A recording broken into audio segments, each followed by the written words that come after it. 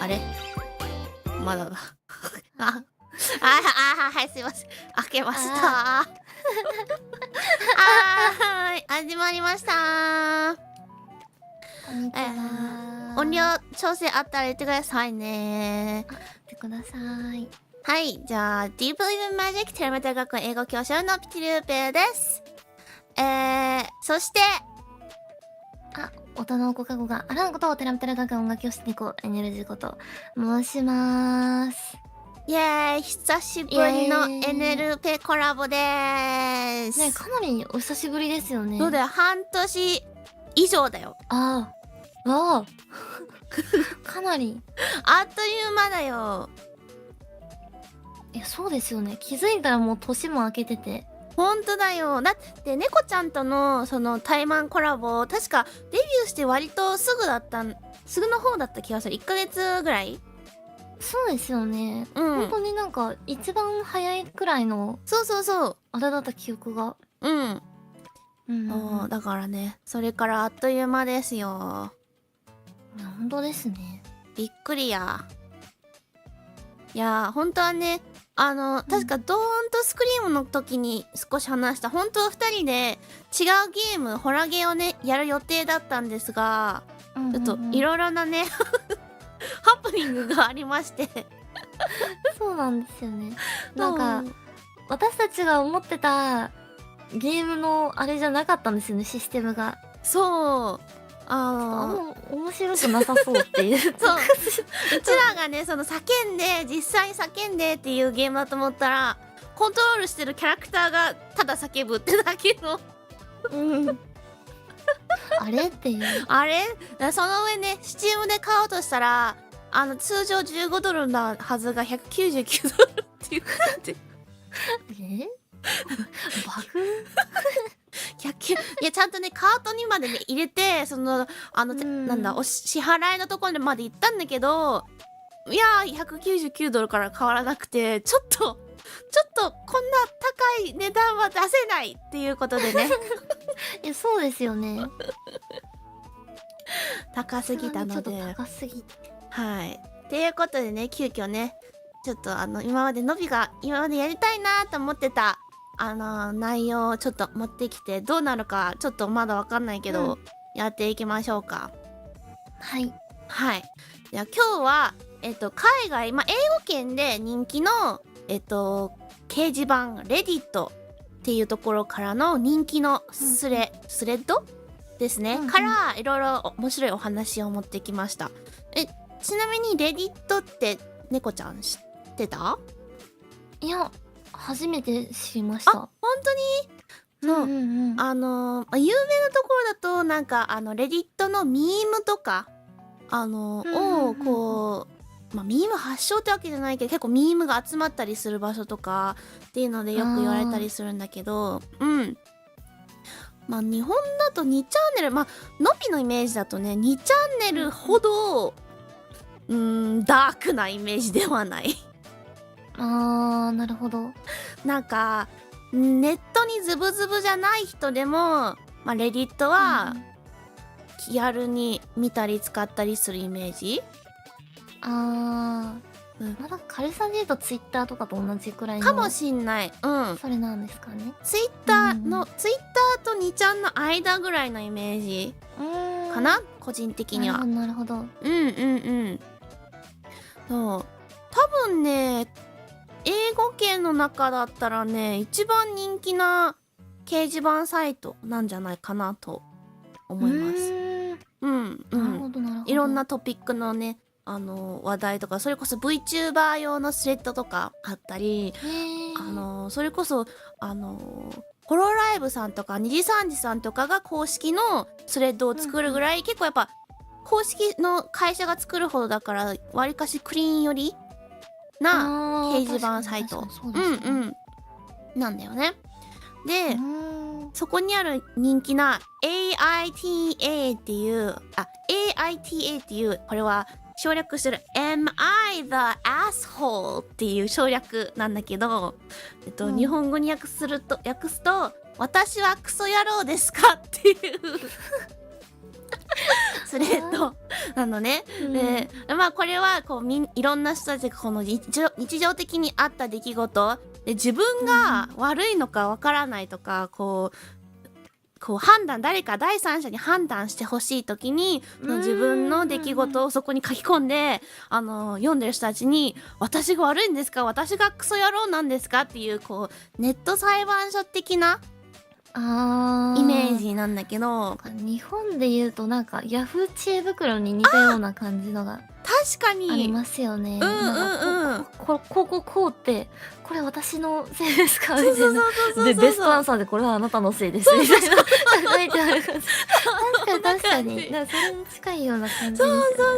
そうそれでまあいろんなねたくさんの人が使ってるからいろんな面白いお話があって、まあ今日はわりかしライトな、そんなに重くないあんまりクレイジーすぎない初めてなのでねお話をいくつか持ってきたので2人でまあその投稿主が悪い悪くないの話をしつついろいろちょっとね雑談みたいな感じでやっていければなと思います。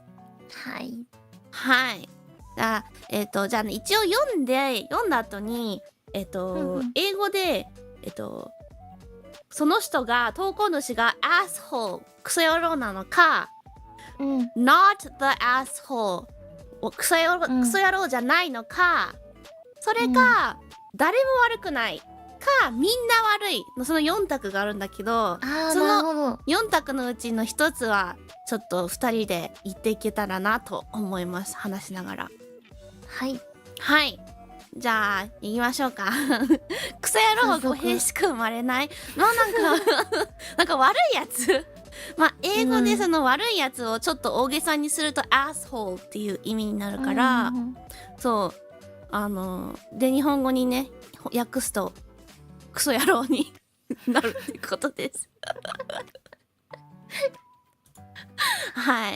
じゃあまあねやっていきましょうか。じゃあ、1つ目のお題からいきましょうか。でんお題、ヴィンテージ人形を台無しにした私はクソ野郎ですか？これは Am I the asshole for ruining a vintage toy ですね。じゃあ気になる方はこれオリジナルの英語ここなので気になる方は読んでくださいね。じゃあのぴがチャット GPT の力と一緒にのぴが翻訳したのでちょっと読んでいきたいと思います。いきますね。これ投稿主さんが書いてることだからね。私27歳女は母に1984年のヴィンテージのシーラドールを150ドルで買いました。約2万円ぐらいだね。母はとても喜びました。私の娘5歳女の子にも同じものを買いました。娘は人形を箱から出して実際に遊びたいと言ったので私が箱を開けてあげました。遊ぶと言っても人形の髪をブラシで溶かしたり人形用の椅子に座らせる程度ですが娘はとっても気に入っています。高価な人形でしたが大切にしてくれると思っています。で娘の父親過去32歳は、人形が開封されているのを見てとっても取り乱しました。彼は私がお金を無駄にしたと言い人形を台無しにしたと言います。娘が大学に行く頃には人形の価値が上がりそれで払えるはずだと。確かにそうかもしれませんが私はただ娘が人形をとても気に入っていて人形を通して私の母と絆を深められたことがとても嬉しかったのです。それに人形なので結局遊ぶために作られたものだから、そもそも彼のお金ではなく私のお金で購入しました。彼からもらってる教育費は全て娘の保育園費などの支払いのために別の口座に入れています。ということで人形を箱から出した私はクソ野郎ですかってことですね。なのでどう思う？これはどう思う？猫ちゃん。別にこの書き込みの女の方は悪くないんじゃないかなと思いますね。のびもそんなまあ、確かにね、お金のことを考えたら、よく、その、ヴィンテージのものをさ、集めて、将来何倍にもなるから、そのために買っといて取っとくみたいな人いるじゃん。うんうんうん。だからわかるんだけど、で、確かに、5歳の女の子に、2万円もするね、お人形をあげるのは確かに、と思うけど、でもなんか、ね、買ってるお母さんがいいと思ってるなら、で、ちゃんとね、大事に扱ってるならいいのかなとは、個人的に思うかな。確かにね、まだお金の価値とか、ね、ヴィンテージものの良さみたいなのが分かる前からうんうん。与えるのは、ちょっとね、難しいのかなっていうのは、大大人目線ね、ありますけど、うん。でも娘さんからしたらね、言ったら、そこら辺なんか変に子供扱いしてないというか、うん、確かに。まあ、かなりね。この方が娘さんとね、自分のお母様と対等にこう関わってるんだなっていう感じがしあて、あ、確かに確かに。なんかまだね、ちっちゃいから大人に大きくなってからねみたいな感じで言う方も多いいる中で、いるいる。ね、なんか買い与えて、しかもね、この方は別に人のお金ではなくて自分のお金からそう捻出してね、そこが一買い与え番ね、てあげてるので、そこがね、うん、ポイントだよね。そうですよね。だから、だから全然ね、文句言われてもね、でも私から出してるものなんだから、うんうんうんうん。いいじゃないってね。うんうんうん。で、しかもね、大事にしてくれてると思ってるって、うんうんうん。本人がそう思ってるんだったらね、別そうね。にいいんじゃないですかね。そうそうそう。まあ、なんかヴィンテージのものって難しいよね。もともとはさ、当時作られてる時はこんな値上がりすると思って絶対作ってる側も思ってないから。だから結局は、なんかこの人形の場合はね、ただのお人形、遊ぶために作られてるお人形だから。で、大人が高くなるっていう風にやっただけで、出したら普通の人形と何も変わらない。なんなら古いからちょっと最近の人形よりは作りが良くないぐらいかもしんないけど。だからね、子供とかもわかんないしね。確かに。まあでも、ね、娘はとても気に入っていますって書いてあるし、本人も気に入ってるのであればいいのかな。あれだね、この元旦那さん、その娘の父って書いてあるから、もうね、一緒にいないんだろうけど、ちょっとお金にケチそうなイメージはあるかもしれない。これを読むと。お金の価値観が違う気がする。このお母さんとこの男の人は。そうですね。まあでも、ねえ、その幼少期の頃に、こうしてもらったことって案外覚えてたりしますよね。わかる、あるある。なんだろうな。なんかある、猫ちゃん。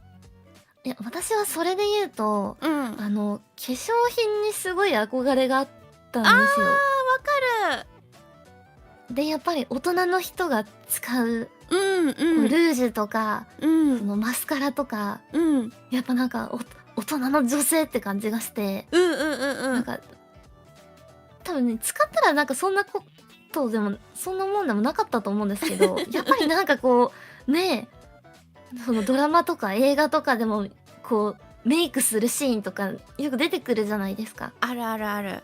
ああいうのでやっぱり憧れがあったので、やっぱり身近な人のね、使ってるものが、やっぱりこう、いいなって思ってたけど、やっぱなんかね、まだ早いよとかね、大きくなってからね、みたいなことを言われてたので、やっぱり大きくなってから、やっぱその物欲というか、幼少期の時に買い与えてもらえなかった分、なんか、それが爆発して、物欲が、もう、コスメ買い漁るみたいなことはね、してましたけどね。あー、そっかー。まあ、そうだよね。やっぱ、自分の周りにいる大人の影響はでかいよね。子供にとっては憧れになるから。やっぱり。でも、それで言うとね、きっと、ね、お母様に買ってた多分ね人形を多分見たりしたんでしょうねきっとね。この娘さんもいいなーって言ったりしたんだろうなっていう。そうね、特にお人形さんだからね、高いお人形だとわかんないもんね。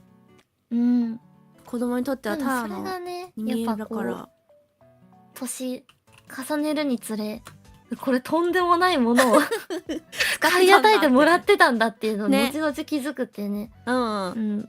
もう全然ねそれこそ価値がね大人になってもそんなに変わらなくともうん。やっぱその時のね思い出の価値の方がすごいそうね。上がってくるとう。思いますけどね。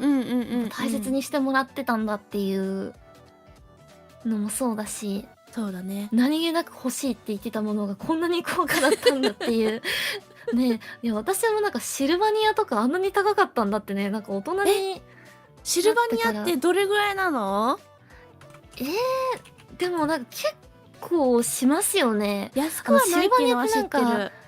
お家とかってなると、ああ、お家か。結構しますよね。なんかもう私が欲しかったなんかお家のやつはなんか6000円くらいしたんですよ。すごいすごいすごいですよね。すごいな。でもなんかそういうのもろもろやっぱ家具だったり、そうお洋服だったりね、なんかいろいろカスタムしたくなるじゃないですか。もうそうするとやっぱりね万を超えたりとかやっぱりするので、やっぱね極めるとやっぱなんか何気なく欲しいって思ってたものがやっぱ可愛いものの値段がね、可愛いとは限らないっていう。そうだ。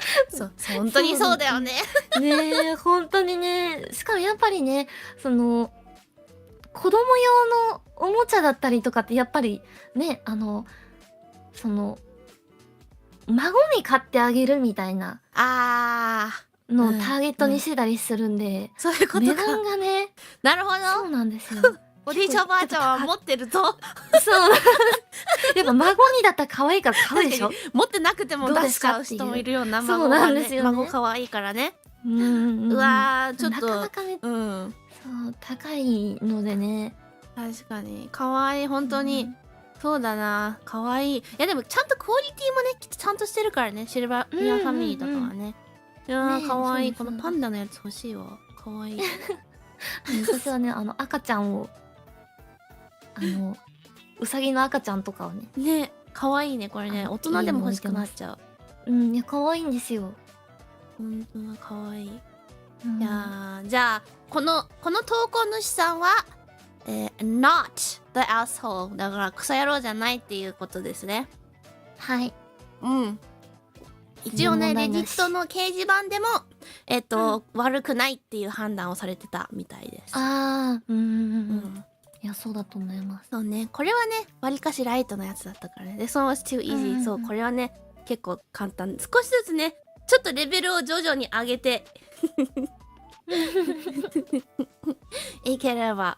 じゃあね、じゃあ次ね次この猫ちゃんにもうドキュメントでねシェアしてんだけど、2番目じゃなくて3番目のやってもいい？OK です。3番目のじゃあじゃあ猫ちゃんにこれ読んでもらってもいいですか？了解です。はい。じゃあ次。はい。これはケーフって読むんですかね。ケーフ私がかな、ケーフだと思う漢字のぴもちょっと書きながらこれなんて読むのかなーって、猫ちゃんわかるかなとかって思いながら。でも私が漢字弱者なんでケーフで合ってます。ケーフで合ってます。ケーフに私の体は彼のものじゃないと言った私はクソ野郎ですか、ということでtelling my step that my body isn't his。 お、上手ですか？本当ですか？ Yes. Am I the asshole? Yes.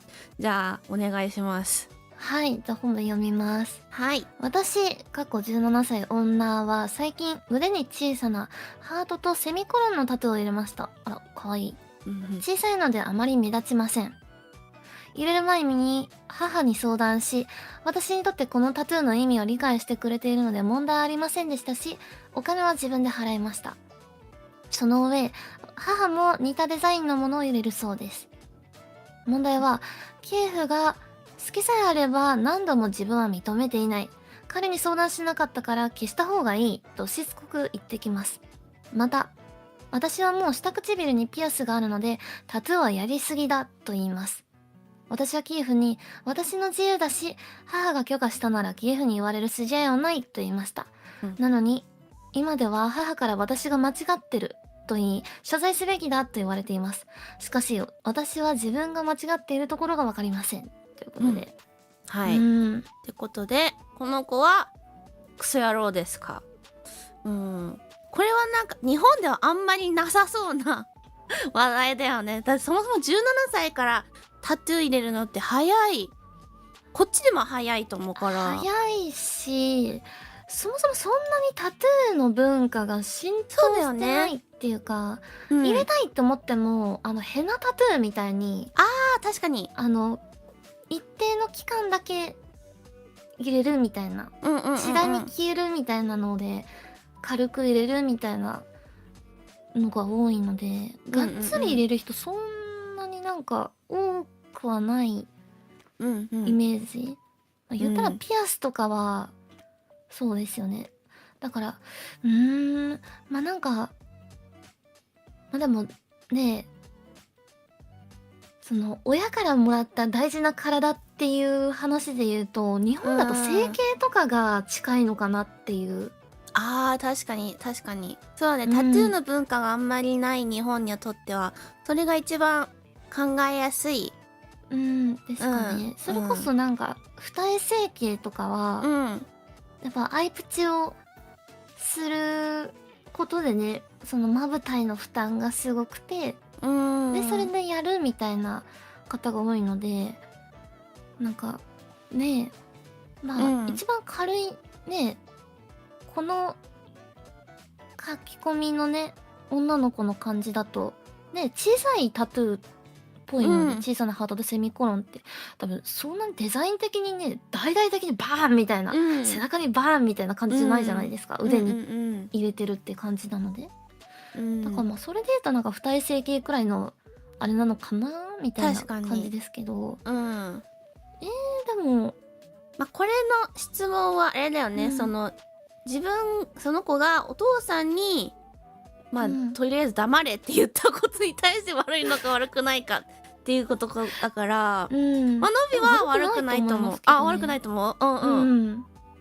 そうね、やっぱりね、自分の体だし自分の人生だから、自分が納得してるんだったら別にね、しかも自分のお金でもうタトゥーって高いからね、17歳で自分で払ったのってすごいなって思った。そうですよね。バイトしたりとかしてね、頑張ったんだろうね。そうね、タトゥーがあんまり馴染みのない文化の人はどう思うのかなって思ってちょっと気になって選んでみました。やっぱなんかタトゥーってね、なんか結構入れるのにもやっぱりデザインだったりに意味合いを結構持たせて体に刻む方が多いイメージなので、なんかこの子もねやっぱ考えがあって入れたわけですから、全然いいんじゃないですかね。日本だとね、それこそ温泉に入れなくなっちゃうみたいなのとかあったりするんで、そうちょっとあれですけど、全然ねいいんじゃないですかね。そうね、日本はね、そうだよね。日本だと温泉以外になんか、めちゃくちゃ大きいデメリットみたいなのってある？仕事がとかなのかな。もうお仕事は確かにでも見えなければいいとかある？お仕事の見えないところに入ってる分には全然問題ないんじゃないですかね。そうか。ちなみにのぴの前の上司腕にブワーってだからもうね、服の袖からがっつり見えるみたいな感じだとなんかね、やっぱりちょっと別にそのタトゥーを入れてる人が悪い人っていうわけではないけど、うんうん。なんかそのね、取引先の方とかにそうだよね。そういうのがあるんだろうそのね。営業とかね、うん挨拶行ったりとかした時に、ここの人ってなんかタトゥー入ってやっぱそっか、あれ日本はなんだやっぱりそういうイメージがまだ残ってるからね。そうですね、やっぱあるので、そうなるとなんかここの会社ってもしかしてって思っちゃ反うんだね。社みたいなそこまでちょっと大げさですけど、なんかちょっとその信用的になんかそうなんだ。ちょっとどうなのかな。いや、うんうんうんうん私はなんかわからないですけど、それこそね、こっちではようやく髪色がだいぶなんか、あ、やっとみたいな昔ほどは感じ？髪の毛の色？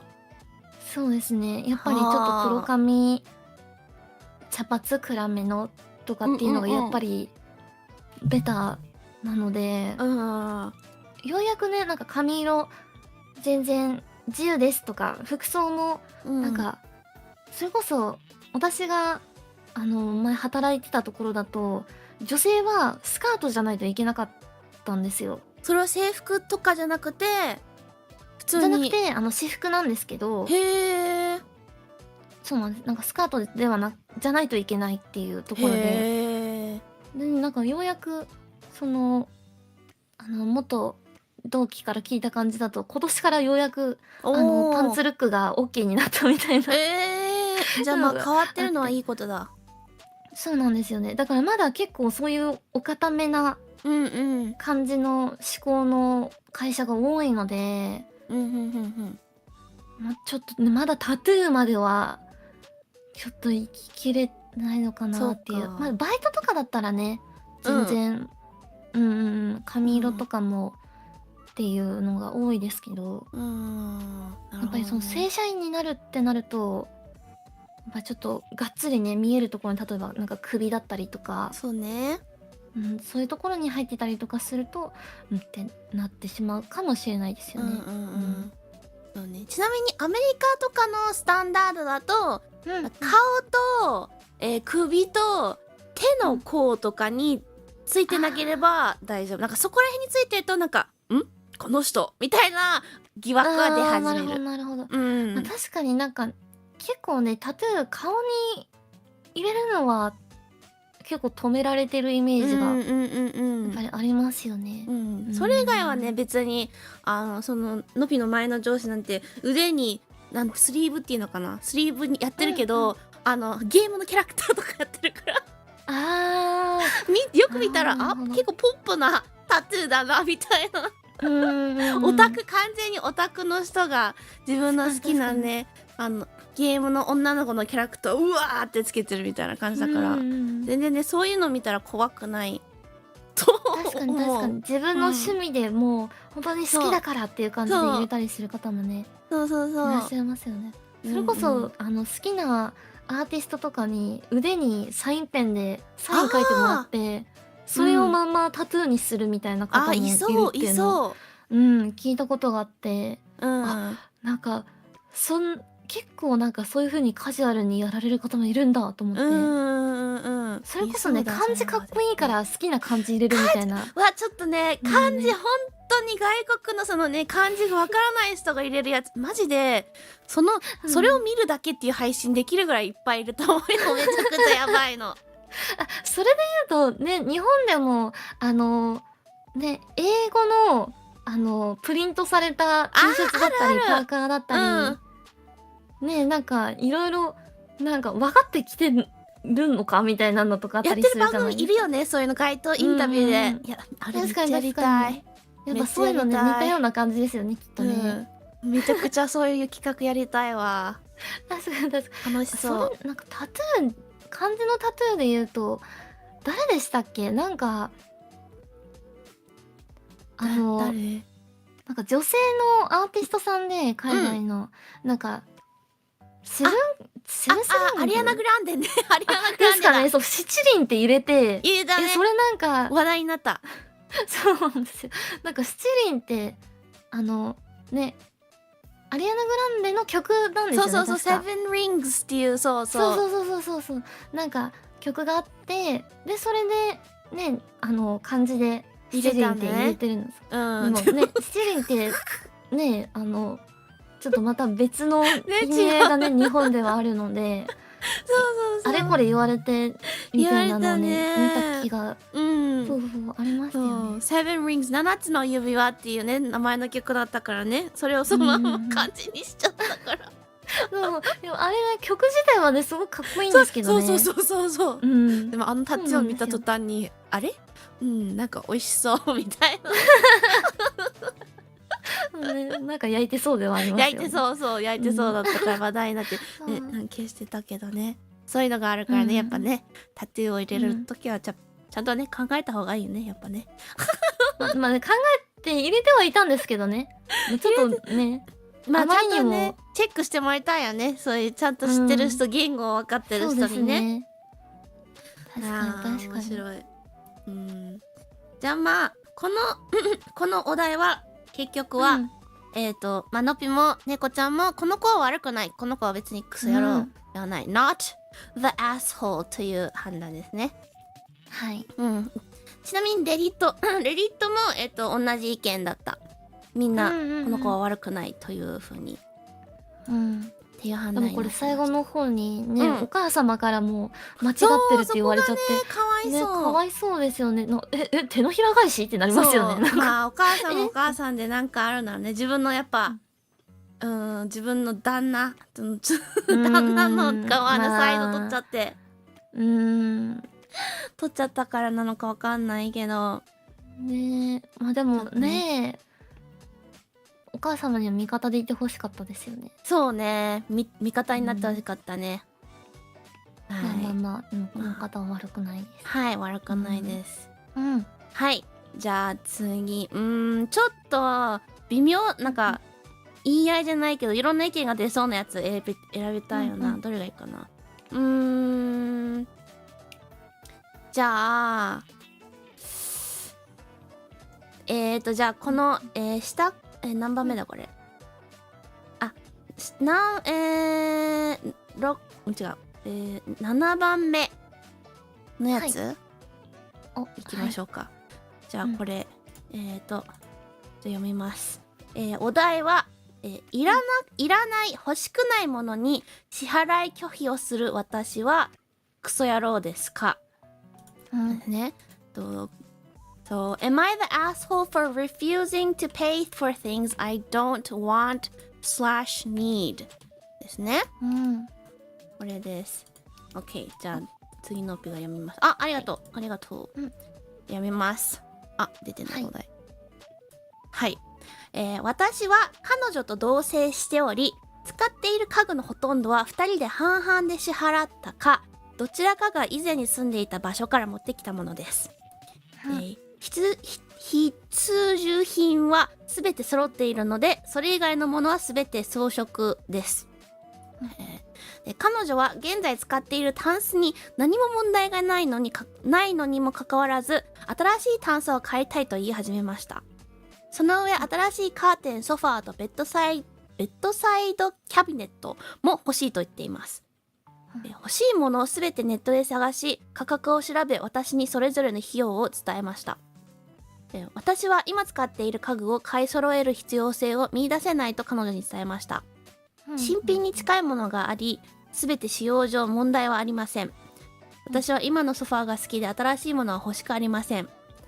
彼女はネットで見つけたものの方が良さそうだから欲しいと言いました。私は彼女が新しく買いたいなら彼女一人で買ってくれと伝えました。私は自分が欲しくない、そして必要ないと思うものを買いたくないからと。彼女は私たちは同棲しているので2人で費用を負担すべきだ、不公平だと言います。私は彼女が何かを買いたいからと当たり前に私も一緒に費用を負担させるのは良くないと伝えました。彼女は私が2人で住んでいる家のために購入するものの費用を負担しないのは不公平だと繰り返します。必要ない、欲しくないとも思っているものの費用の負担を拒否する私はクソ野郎ですか。これはなんか同棲するとか、誰かと住んでる人はなんかこの問題にこの問題が起きやすそうなイメージはあるな。あ、コメントに同棲やめたらいいと思う。確かに。もう極端な。極端な、確かに。まあ確かに。まあでもね。難しいな。これを、難しいでも、どう思う猫ちゃん、これは。いや、私は、多分この方、まあ、書き込み主さんは、クソ野郎じゃないと思います。うんうんうんうん。コメントだって結論、その彼女と別れた方がいい。そう、この、ね、書き込み主さんが、ね、いや、悪くないと思いますけどね。だっ、て、ね、いや、いや、何も間違ってないと思いますけどね。そうね。なんか、そのコメントが書いてあるように、どうせやめるとか別れるとかっていうのがオプション、その選択肢にないなら、なんか一個だけならいいよってこう言って他は無理みたいなっていう、こうちょっと平和的な終わり方はあるかなと思うけど、確かに悪くはないと思う。で、のびもちょっとお金にはちょっと結構あんまりポンポンポンポン買うタイプではないからこの投稿主さんと同じで、自分がいらないものには絶対払いたくないっていう気持ちになよりだから、めっちゃわかるけど、まあだから、ね、多分このね書き込み主さんの彼女さんは多分模様替えがしたかったんでしょうね。そう、模様替えがしたいんだろうね。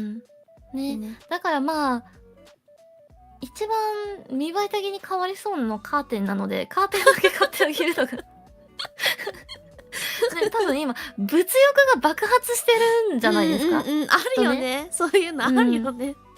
で、案外はないんだけどね。なんか特にその買えなくてもいいものだって多分彼女さん的にも思ってるんじゃないですかね。とりあえず模様替えしたいっていう、気分転換したい、物買いたいみたいな、もうなんかショッピング欲湧き上がりみたいなね、あるんじゃないですか。無駄にね、なんかセールの期間に Amazon めっちゃ開いちゃうとかね。そうね。いや、わかる。でもね、なんかあるけどね、確かにのびもこれ全然使えるじゃんっていうものを買い替えたりとかはしたことはある。どうしても新しくしたいっていう気持ちがあってやったことはあるから、めちゃくちゃ気持ちはわかるけど、誰かとね、住んでるならね、やっぱそうまあもうね、そうお互いに欲しいと思ったものだけ折半して、それぞれ欲しいものがあった時は相手に買っていいか交渉して自分で買うみたいなのがやっぱ一番折衷案というか、お互いに譲歩できる部分なのかなっていう感じはありますよね。書き込み主さん的には機能性にね問題がないから買い替えなくていいじゃないかっていうあれだし、でもこれ書いてる感じなんかもうそうなんか変えたい気分なんだねで歩み寄る感じじゃないじゃないですか。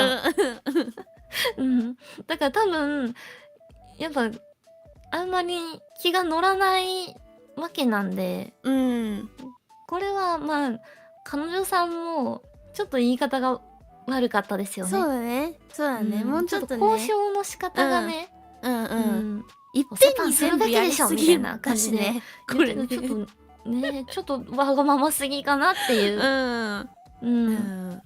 ちょっともうちょっとね可愛いわがままの仕方を覚えるとかじゃないでしょうか。そうだね。なんかどうなんかもう暖かくなってきたし、そのもうちょっと明るい色のものにしない？買い替えたいよねみたいな、なんかそういうちょっと話しかけ方だったらまたちょっとまあ確かに明るい方もありかもねってなったかもしれないじゃないですか。ちょっとね購買欲を沸かせないと。もう2人で使うものですから納得して買わないとね、結局ね買った後もそれが発端で喧嘩になりそうですから。うんうんうんうんうん。まあでもあと最初の方にコメントでズバッて言ってた人いるけど、あんまりこの二人長続きしなそう。まあでもね、なんか他の部分で惹かれ合って一緒に住んでるわけですから。でもどうなんだろうね、のびはなんか同棲っていうのはなんかルームメイトはいたことあるけど、その共有のスペースはなんかその大家さんとかが準備したものだから、そういうこういう話し合いとかしたことないからあれだけど、なんかこういうのをきっかけにもう、そのカップルだったり友達だったりの関係性が終わるのって全然ざらにあると思うから。でも全然ありますね。それこそ私その大学で海外でねルームシェアをしてたので、学校の寮で4人1部屋だったんですよ。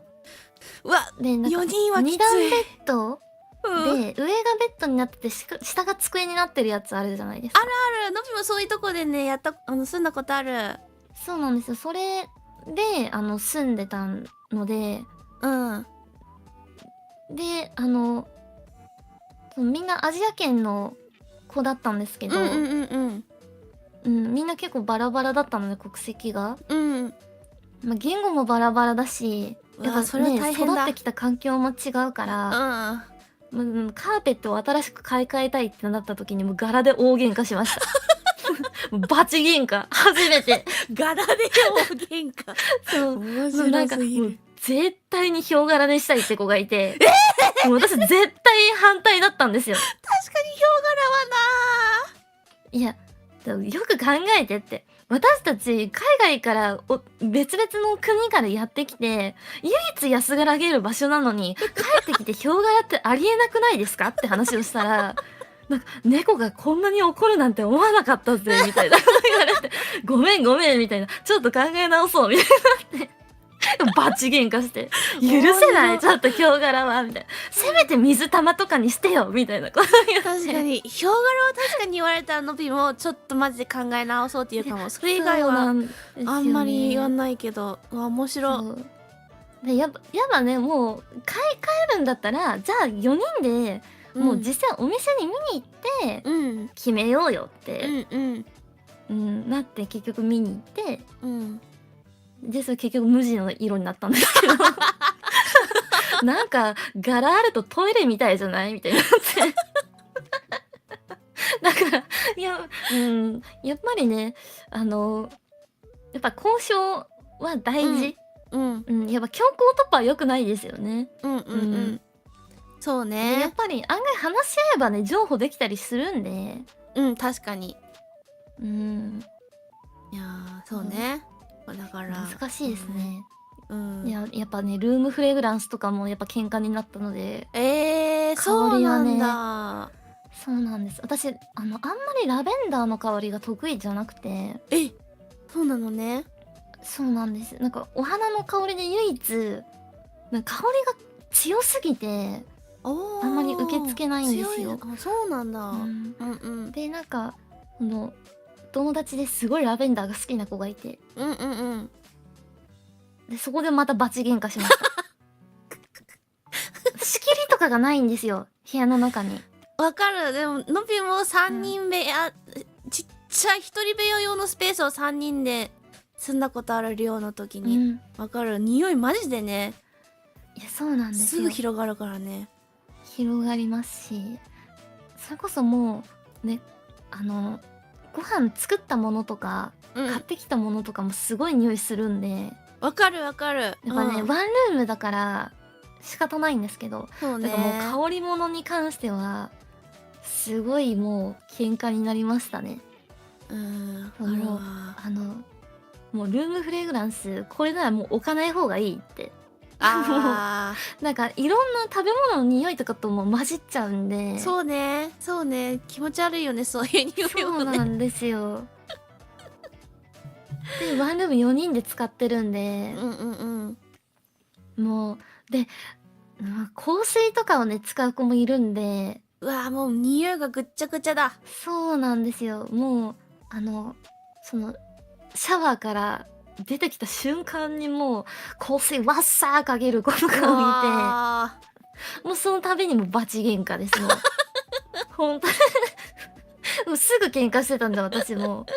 ほんとに絶対にいやもうここでもう黙ってたら舐められると思って、うんもう日本人の意地ですよね。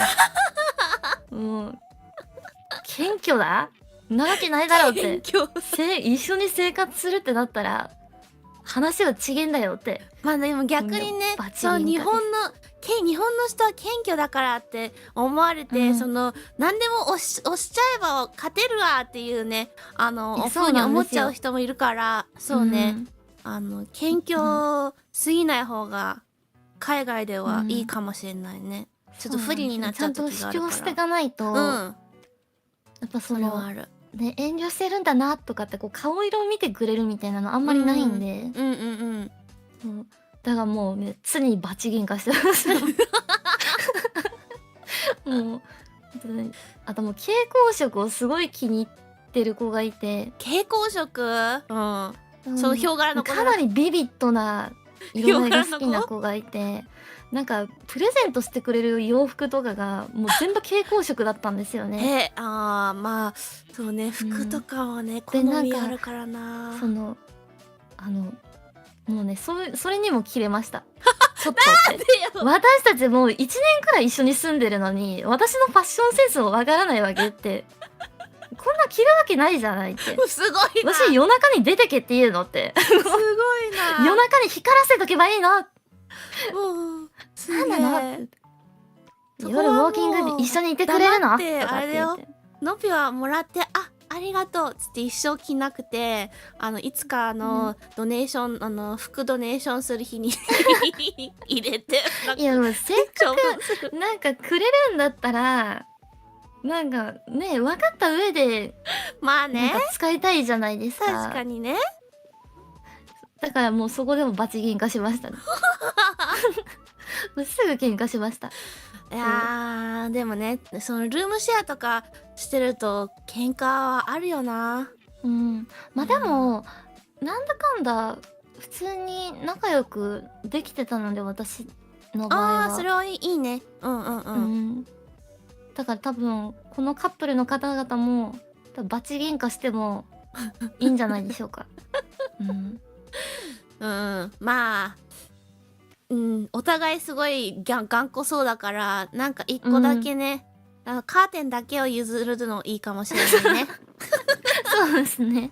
カーテンだけでもそうね。なんで変えたいのかみたいなのもね理由結局聞いてないですしね、なんか理由がちゃんとしてなさそうなっていうのもあるね。なんとなく欲しいって言ってるんでしょっていうことなんでしょうねきっとね。この書き込みされた方はだからそこら辺の話し合いがねコミュニケーションがちゃんとねできてなさそうね。それは親子じゃないんだからこれ欲しいとかって言ってねえ買てみたいなねちょっと違いますよね。そこは確かにちょっと改めるた方がいいかもね。ちょっとねパートナーとしてのコミュニケーションじゃない気がするので。そうねそれは大事だわ。お互いに譲歩するのが大事なんじゃないでしょうか。まあでもクソ野郎ではないですよね。そうだねのびも思うし、一応レディットの人たちもクソ野郎じゃないっていう判断だったらしい。しかもお金の問題はね、いやお金はちょっとねやっぱり大事だからね。大事ですよ。やっぱりね金銭感覚もそうですし、やっぱ合わないとねとことん合わないですからね。本当にそれはそう。やっぱりこれはね対友人対恋人どちらでもね問題起きやすいですから金銭面に関しては。そうだろうな。ちょっと慎重に言ってもらいたいですけどね。そうだなこれはね。だから多分ね石油王になったら許してくれるんじゃないですか。まあねお金のに余裕だったらねそんなねわがままぐらいね新しい車持ってる人と付き合えば解決。めっちゃハードル高くないか。ブラックカード持ってる方とお付き合いすればこういうこともねないっていう。うん。それは大変な、ちょっと大変そうだが、まあ確かにそうすればね、こんな言い合いは一つもなくなるね。うん。うん。はい。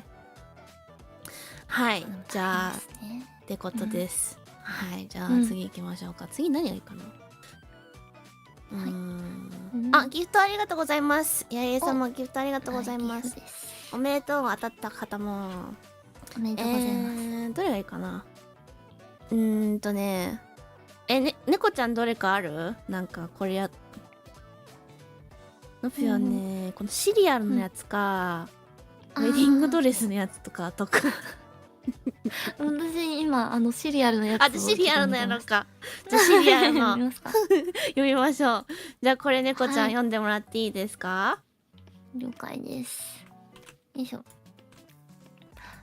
子供のシリアルに母乳を入れてることを義理の両親に伝えなかった私はクソ野郎ですかということで、はいノートテリングマイインラース、ノピテレペで、ちょっと、あ文字が。あ、ごめん。こ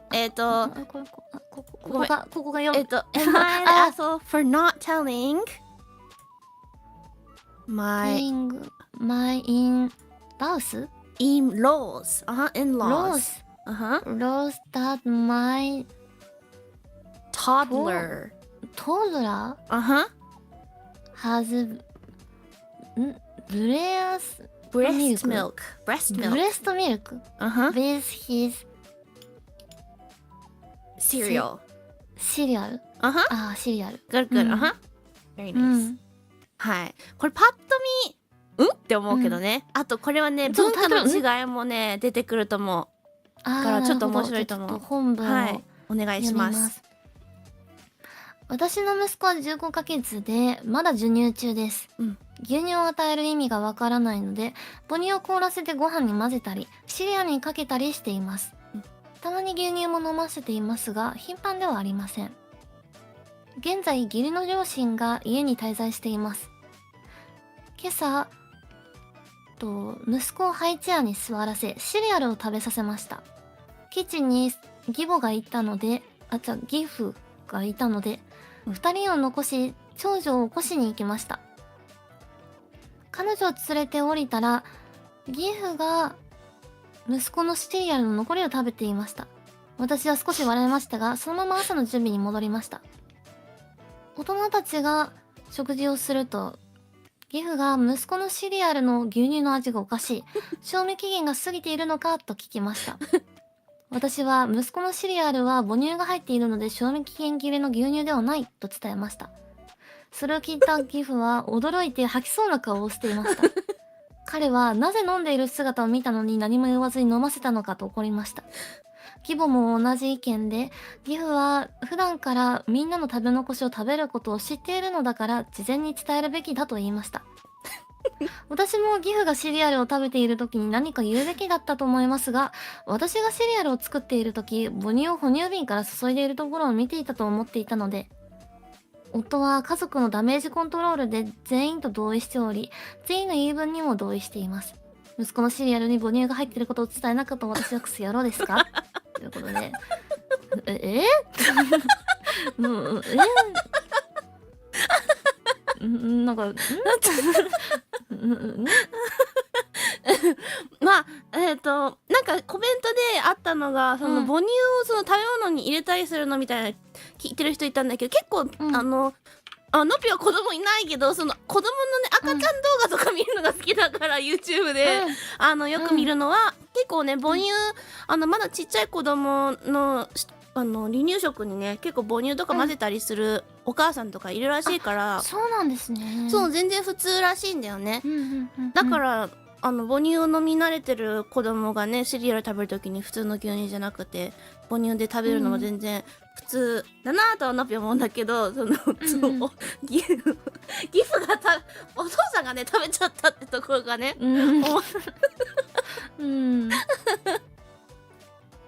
なんだけど、どう思う猫ちゃんこれ。いやまあなんかクソ野郎ではないけど一言言った方が良かったんじゃないかなとは思いますけどね。そうまあそうだよね。なんか、まあ、日本はなんかうん結構日本まあ多分これ日本とその英語圏とか海外での母乳をいつやめるかっていうのもあると思うんだけど、うん海外結構早いんだよね終わるのが。あ、そうなんです。そうそう確かに授乳中なのにシリアル食べさせないですからね、基本。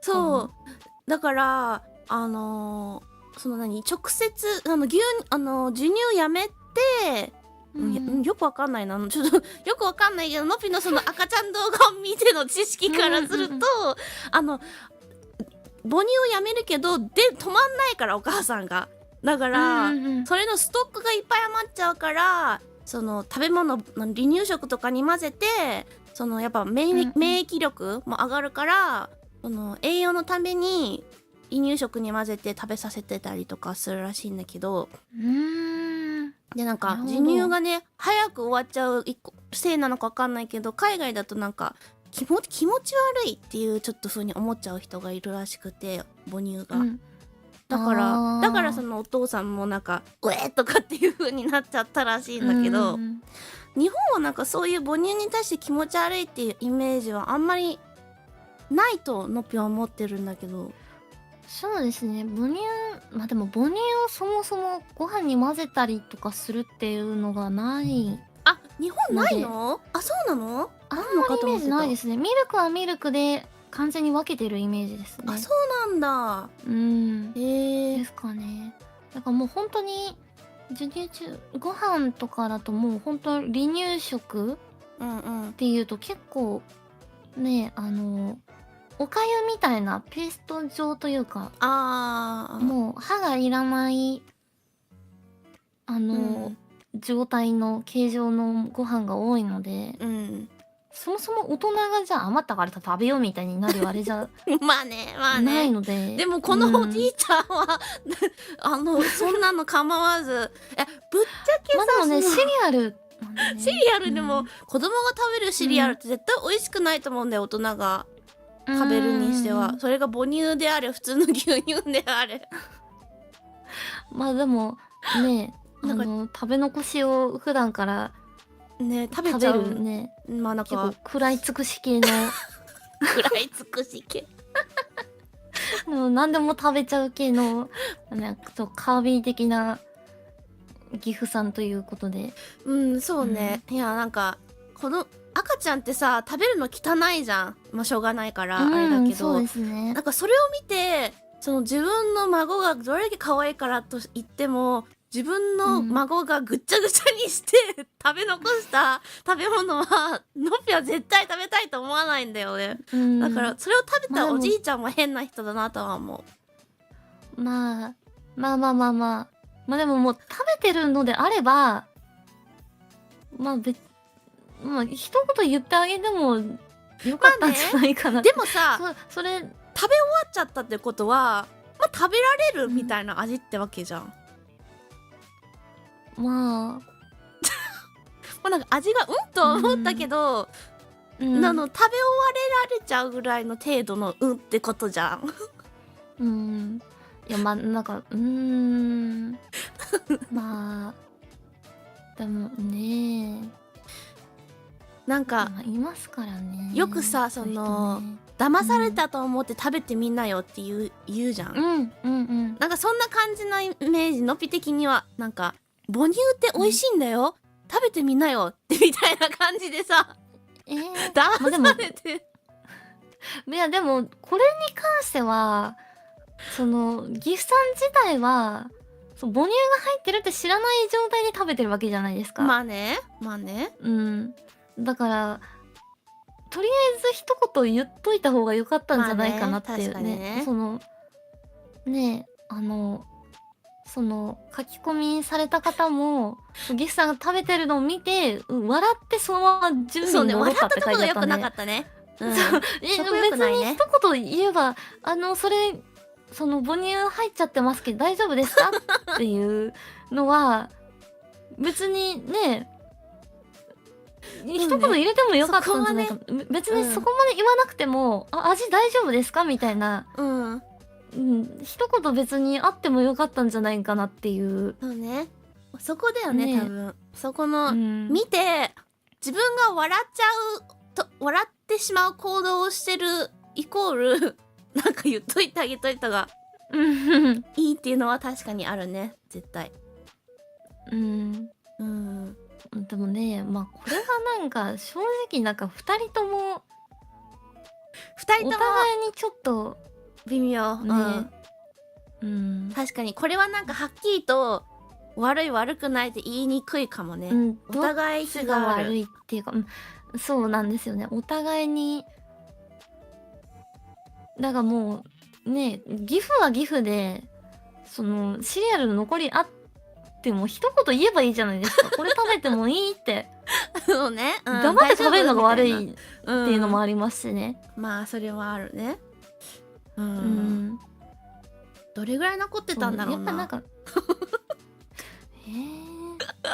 息子さんってなるとね、ねえ。いやー結構のなんか食べたくないっていうね気分の時もあるでしょうから、そうね全然食べてくれなくて残ってるっていう可能性もありますしね。いやーそうね、これやっはぱどっちも悪いかな。食べてる間にもし猫ちゃんがこの投稿主さんだったら言える、そのお父さんが食べてるの見て言いますねあ、言う言えいやだってその知ってて食べてるのかなっていう確認はしますかね。確かにね。この方書き込みされてる方はなんかね、私も義父がシリアルを食べてる時何か言うべきだったと思いますが、私がシリアルを作っている時母乳を哺乳瓶から注いでいるところを見ていたと思っていたのでって書いてあったんで、事実確認というか、そうね。本当に見てたのかな、知ってて食べてるのかなっていうのは確認はしますかね。確かに。まあなんか、食べてる間にそれ母乳入ってるよってぐらいみたいな言ってもよかったよね。大丈夫みたいな。入ってるけど大丈夫別に一言あってもね良かったんじゃないかなと思いますし、ね、その、ね、お父様はお父様で黙って食うんじゃないよっていう。黙って食うんじゃない。まあそうね。義母さんは義母さんでちゃんと断りを入れてから食べ残しを食べるようにしつけておかないと、ギフさんを。もうなんか当たり前に残飯処理係になってるからちゃんと一言申しなさいよってお互いに。そうね。ちょっと、言葉が足りないっていうどちらも。でもね、食べ終わられるぐらいの味だったらそんなに怒る必要もないなと思うけどね。いやでもねえ、義理の娘の母乳知らずに摂取してたらまあ確かにとはなりますよね。なんで何も言ってくれなかったのとは確かになりますよ。まあ免疫上がるからおじいちゃん今更免疫上がったとて逆に今からでおじいちゃんだから逆にそうそう海外では母乳はなんかゴールデンミルクかなんかって言われるのよ。金の牛乳みたいな、すごい栄養がいっぱいあるかららしい。それぐらい重宝されてるらしいけど、まあでもねまあちょっと面白かったので選んでみましたじゃあこれは猫ちゃん2人とも悪い猫ちゃんは2人とも悪いかなって思いますね。そうね、これねレディットの方でも結構いろんな意見があって、最終的には微妙だけどどっちも悪いっていう風な判断になってたね。いろいろあるけど見方はあるけど、まあ2人とも悪いところがあったねって感じでしたね。はい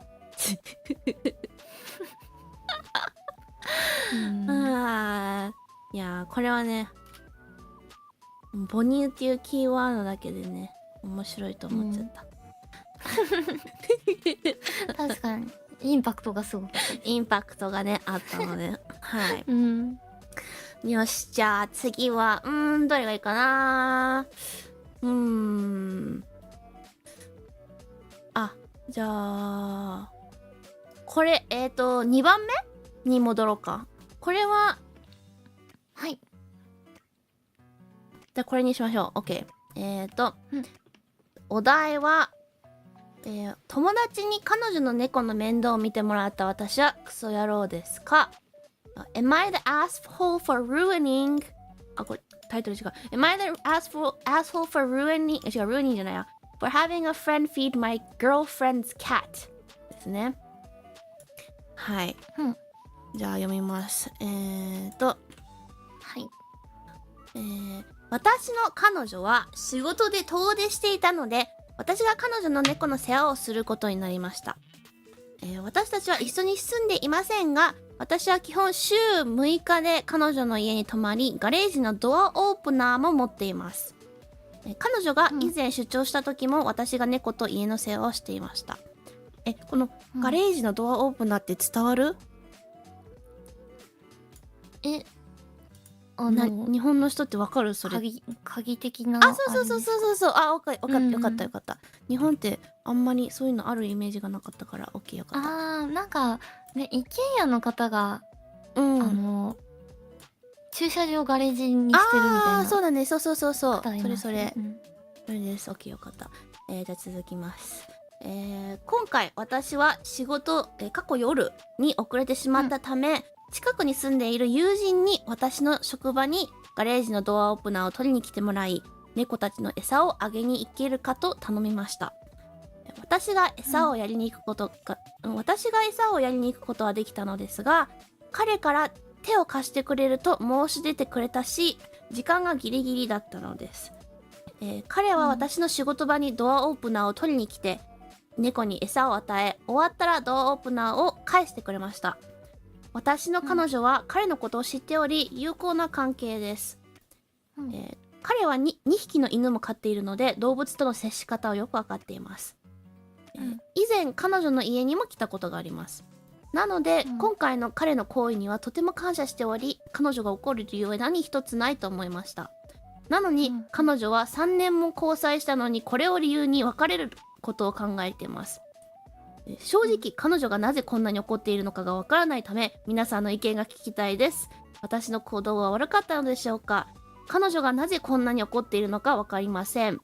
PS、猫はちゃんと餌を食べ、何の被害もありませんでした。ということですね。これはちょっとどう思う？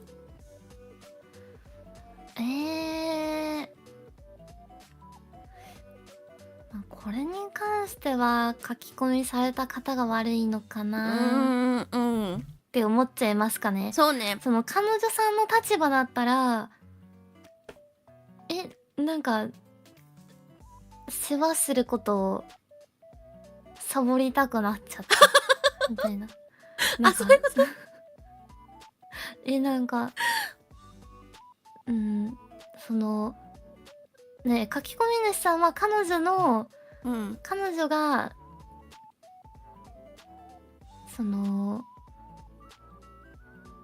彼女とほぼ言ったらもうほぼ同棲してるみたいなことですよね。ほぼ同棲してる感じだね。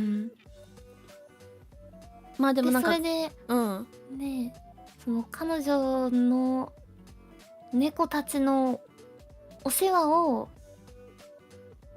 その彼女さんでもなく違う友人に頼んだってことじゃないですか。そうね。でもそれって多分伝わってないですよね、きっとね。伝えてないような感じだね。ね。なんかそのお世話、ごめん、ちょっと仕事で遅れるから、ちょっと今日は友人に頼むね、みたいな連絡なしに、やっちゃったもんだから、猫の世話サボったでしょってなっちゃうのは。なるほどね。のぴはね、勝手に他人を家に入れたことに対して怒ってんじゃないのかなと思った。断りを入れずに。確かにそれもそうですよね。確かになんかそっちかなって思った、個人的には。いや、私的にはやっぱりね、ペットってもういわば家族なんで、うん言ったらそれはね彼氏以上の存在ではあるじゃないですか。確かにね。そもそも関係値的に猫の方が序列が上だと思うんですよね。で、自分の家族を大事にしてくれないのに、うんなるほどね。うんそう考えなかったな。さあ確かにそれはあるかもしれないね。でもそうだよね。まあでも確かに家勝手にね鍵渡して開けさせてて、まあ今回はね何もなかったからいいですけど、そうそうそう確かにね金品盗まれてたりとか、そうなんか、ね、トラブル友に対したら達だったとしてもねわかんないじゃん。だからなんか確かに確かに。事前に入れていいとかってまああと自分家じゃないからね、最終的にはやっぱり。そうなんですよね。だから、自分家じゃないところにいくら同性っぽい生活しててもなんか勝手に何も言わずにやらせちゃうのは良くなかったかなとは個人的に思うかな。掲示板で聞く前に彼女に土下座して聞きなさいよ。確かに。でもそれはそう。まあ怖いんだろうね。すごい怒ってるし、次なんかね、でも多悪い分こと言っちゃどうったらしてどうして怒ってるのって聞いたらよりなんで分かってないのってそうそうそうそう怒るからね喧嘩になるから一旦聞きたいってことですよね、うんうんうんきっとね。もうね3年間まあでのも関係が終わりそうだから気をつけてるんだろうね、言うことを。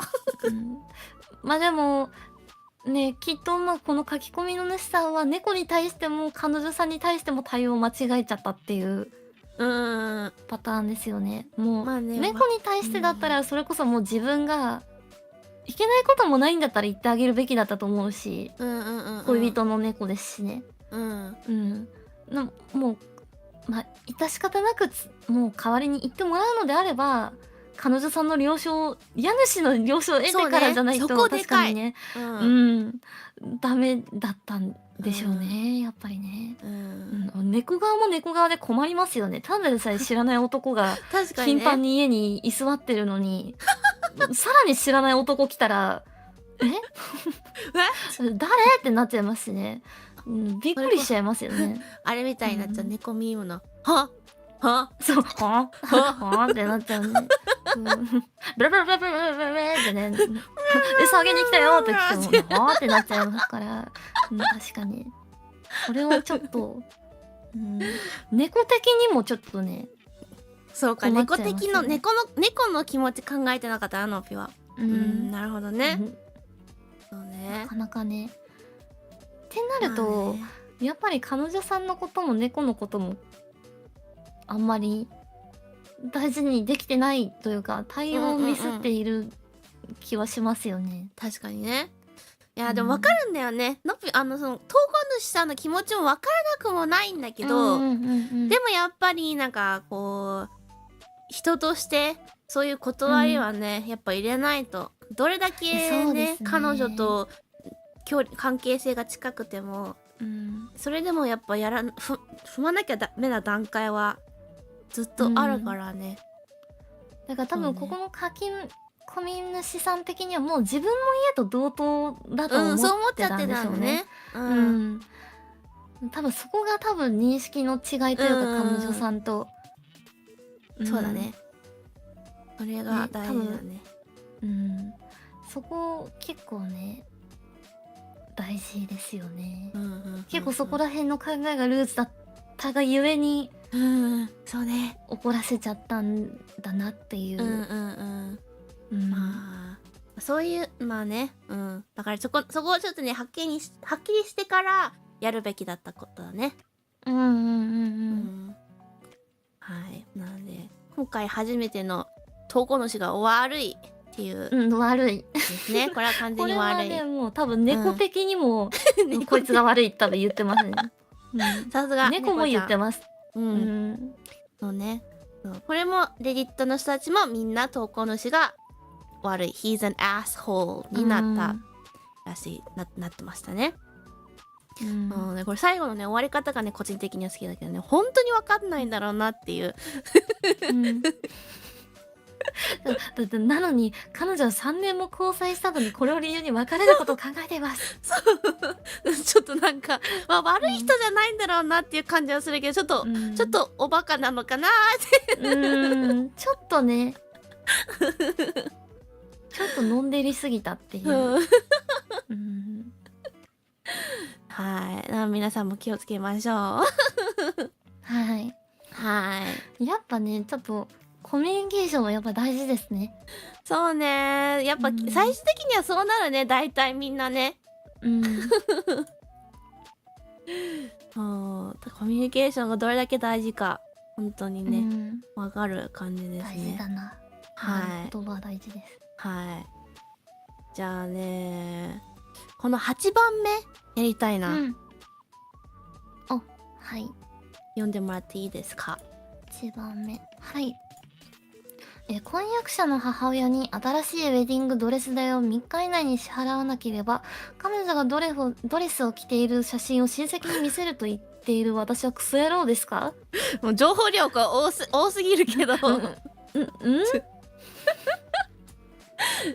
ょっと読んでいきましょう。お願いします。AITU for giving email 3 days to pay me for a new wedding dress or else I show the family a photo of her wearing wearing it yes はい。本題読みます。はい、お願いします。私は近々婚約者と結婚する予定です。ウェディングドレスは何週間も前から購入してます。彼の母親は購入してから試着させろとしつこくせがんできましたが拒否してました。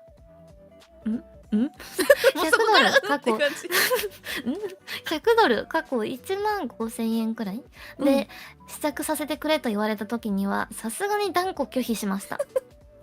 なぜ彼女はそこまでしてしつこく聞いてくるのか。彼女のウェディングドレスへの愛からの執着とのこと。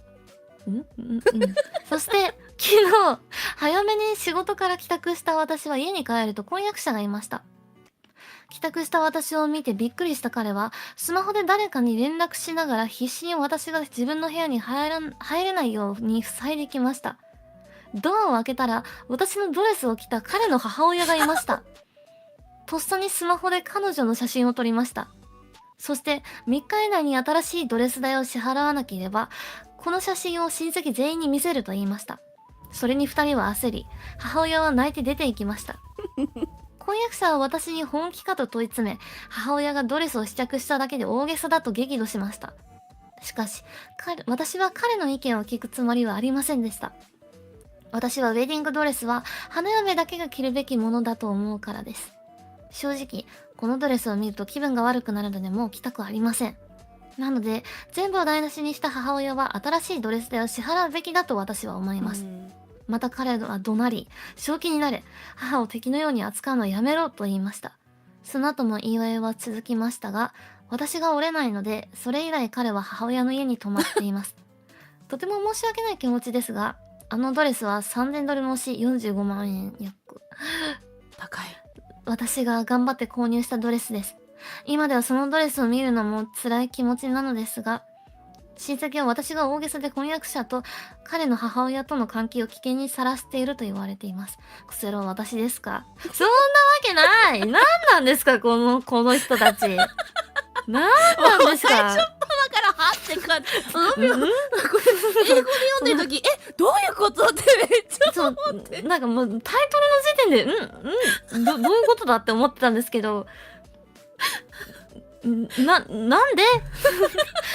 なんでドレスを着たがっていたのかそこからだよね。もうそもそもわからないですけど、もうちょっとしかも嫌すぎる。しかも義母さんってことですよね。そうだから義母さんが勝手にそう自分婚約者はだから自分のお母さんがウェディングドレス着てるの、自分の将来の奥さんのウェディングドレスは自分のお母さんが着てるってちょっと嫌だよね。嫌ですよ。だけど、彼はその義母さんの味方なんですよね。そうだってさ、家に入れたの、婚約者だよ。うんってことはお母さんがもう息子に「もうあれが着たいの着させて」っつって「あ分かったしょうがないな、もうすぐちょっとだけだからね」っていうところに見つかっちゃったって、うんだからうん嫌だよね。嫌だ。もうなんか義母も嫌だし、そのね婚約者の方も嫌すぎる、どっちも。そうどっちもちそう、ょっと何が一番おかしい嫌かって、3000ドルもしてるドレスをそう高い100ドルで試着させてくれって言ってるのも意味わからない。もう倍払ってくれよって感じですよね。先に着るなんてまずありえないじゃないですか。せめて結婚式が終わってか終わら、ってからまだねまだしも嫌だけどね、うんそれも嫌だいや、けどそうですよ。嫌だけど、 100歩譲ってもそうだよね、そう100順番歩譲っ的に。て倍払って結婚式の後に着るですよ。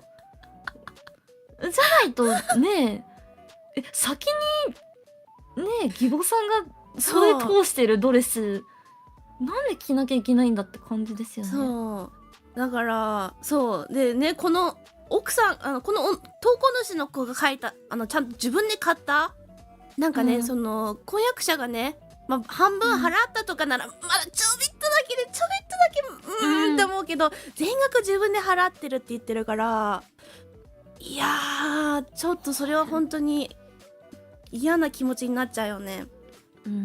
いやだからこの書き込み主さんは絶対悪くない。ですし悪くないし、結婚ちょっと考え直した方がいい絶対。てかもう別れて今すぐ逃げないととりあえずドレス代だけ回収して3000ドル。ねえ本当だよ。3000ドルいや倍もらいましょう。6000ドルもらって別れないと。慰謝料としてね。許せないですよね。せっかくのウェディングドレス、しかもよりによってウェディングドレスっていうのがそうね、しかも執着あるんだったら自分でね買って着ればいいじゃないですか。なんで、自分の息子の大事なそう婚約者の女性からわざわざしかも黙って無理やり着てってわけじゃないですか。しかもこれなんかね早めに帰宅してなかったら何食わぬ顔で着せようとしてたわけじゃないですか。怖いよね。それ婚約者も怖いよね、それ考えると。やばいですし、しかもこれね怖いのがなんか親戚は私が大げさで婚約者と彼の母親との関係を危険にさらしていると言われてますって。親戚も親戚でね行かれてるじゃないですか。相当婚約者がすごいなんかしらすごいスペックなのかなって思っちゃうよね。いやこれはちょっとね婚約者がそもそもマザコンすぎますし、ちょっとねそれはちょっとある。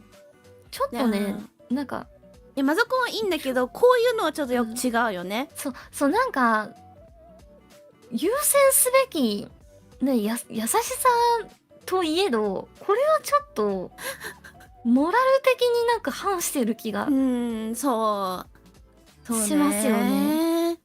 ちょっといろいろとどれだけ大事かっていうウェディングドレスが婚約者の人は明らかに分かってないね。でお母さんも、だから婚約者がもうせめて母親用にドレスを買ってあげるとかすればいいじゃないですか。それの方がいいね。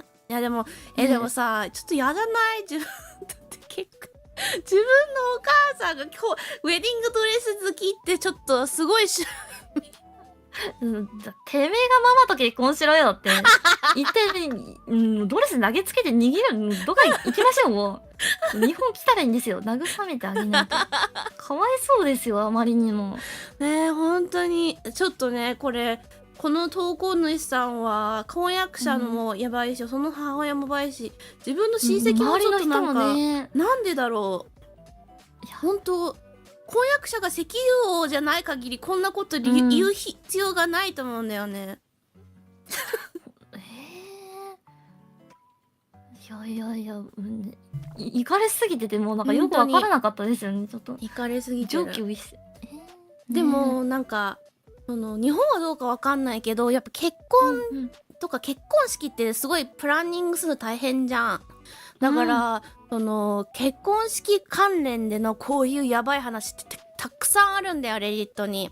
まあそれで言うとなんかマリッジブルーみたいなのがね、そうそうそうそあるってれもあるし言いますよね。そう、んなんか準備する段階でそ結構嫌なところだったり見えちゃってみたいうなね。うんうんうんうんうんうんだからのびもたまにそういうのを全部まとめてるページがあって暇な時に見て、うわやべえ怖ーって思いながらねいやねほんと信じらんないねホラーみたいなでねすね。結婚式もちょっ関連の話があってね、とまあ第三者的に読むのはめちゃくちゃ面白いんだけど、んこれがリアルであるんだって思うと寒気が本当ですよ。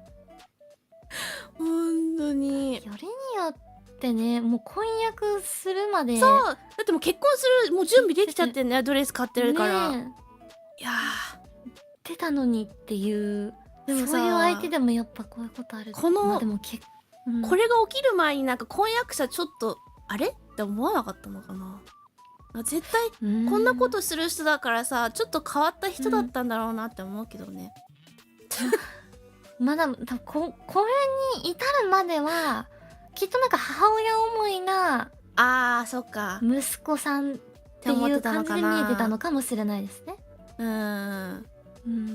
でまあこれでそうウェディングドレスでまあ行かれてるっていうのが発覚してっていうやばいいや優しいとかっていう次元じゃなかったっていう。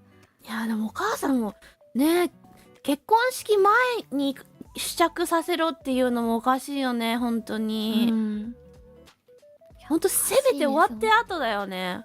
いや本当ですよ。いや終わった後に言うのもおかしいけどいやおかしいんですけどね。おかしいけど、自分で買いなさいよってね。本当にねまあ高いからねできないのはわかるけどそれにしてもすごいよな、いやこれはねいやこの投稿主さんは全く悪くないですよ。悪くないねこれは悪くない。とんでもない被害者ですね。本当だよ、精神的な被害がいやーでもかわいそうだねそう考えるとさ自分でさ頑張ってさ買ったさドレスイコールすごい自分で気に入ってたやつってことじゃん。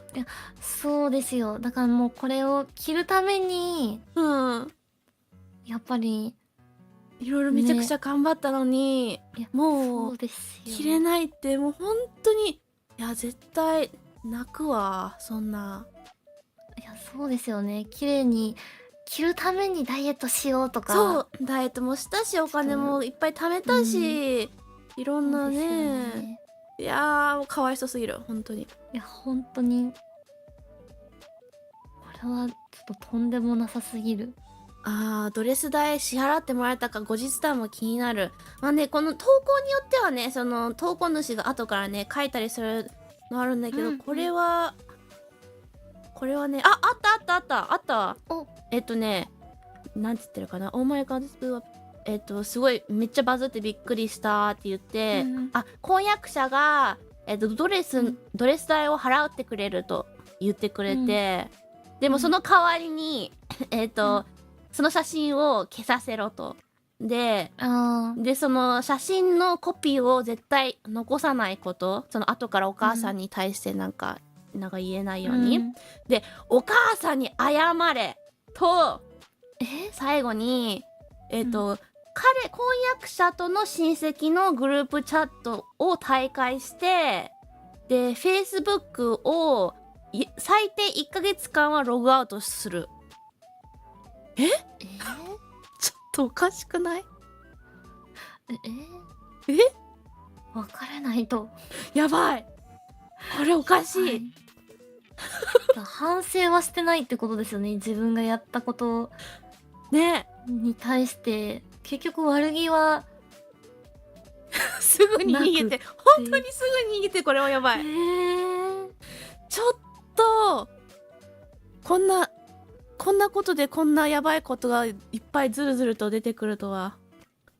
いや恐ろしい。ダメだこれは本当にもう終わらせるしかない。でもこの投稿主もこの投稿を書いてる時にはなんかちょっとどうするかわかんないみたいなこと書いてるね。まあ、やっぱりねきっとまあ、結婚しようと思ってた相手がね、こんなになってたらすぐにはね、決断できないよな。いやでもこっからの人生一緒にできないできないよね。ですよね。こんなこと言う人だよ。無理無理。私味方がいないじゃないですか。本当だ周りよ。にそそんなの一生ね、これこすられるじゃないですか。しう。かもね、言われるよね、きっとね。うん言うよ、絶対。うんいやー、今、逃げて幸せだといいんだが、これいや7ヶ月前の本当にね投稿だけど。いや幸せだといいですけどね。はい。いやー、まあ自分のね、立場だったらそんな簡単にね、やめてやるなんてね、できないんだろうからね、きっといろいろやっぱね。そうですよね。うわなんとかってなるとね、大変すぎる。ちょっと、でも明らかにおかしいわ。普通に付き合ってて別れるっていう話とはまたちょっと違いますしね、そうね重さが。ちょっとね、時間とお金もいっぱい絡んでるだろうから。ね、そうだし、2人だけのあれじゃなくなっちゃいますしね、結婚ってなるともう。あいやー、大変。でもウェディングドレスでこんなことが起きてしまうなんてね。そんな、いや、しかもね、婚約者と2人の問題かと思いきや、違うってね。義母ええまだなんかさ、っていうねそのドレス似合わないわよみたいなことはよくありそうだけどさ、試着させて着たいからみたいなんで勝手に着られてみたいなのはちょっと予想外すぎてなかなかなさすぎる。っていうね、面白い。いや面白くないはずなんだけどちょっと面白いわ。確かにとんでもないことではありますよ本当に。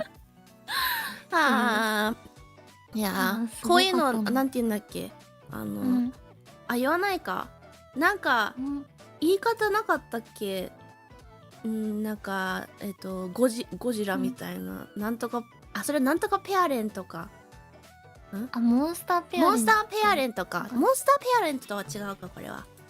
まあでもモンスターペアレントの、逆バージョンってこと逆バージョンなんですかね。これは逆にモンスターペアレントってなんか言ったらその子供になんか子供が大事すぎてそっかそっかそっかこうっていう感じじゃないですか。そっかこれはこの場合息は多子がだもんね分親が大事でっていうそうだね、あれなんで。逆だ逆だ、うんそうオッケー。いやでもちょっとこれはなんかねちょっとそもそも婚約者がね、書き込み主さん婚約者に対してなんかこうね大事にしてないのがおかしすぎるっていう。そうね、それは確かに伝わる。うんなんか違う。ねえ何なんですかね。マザコン、そうだね、これはちょっとマザコンすごい極度だっていうか、なんかそうなんだろうね、ちょっちょっとと変なマザコンになっちゃってるね。かなり歪んでるっ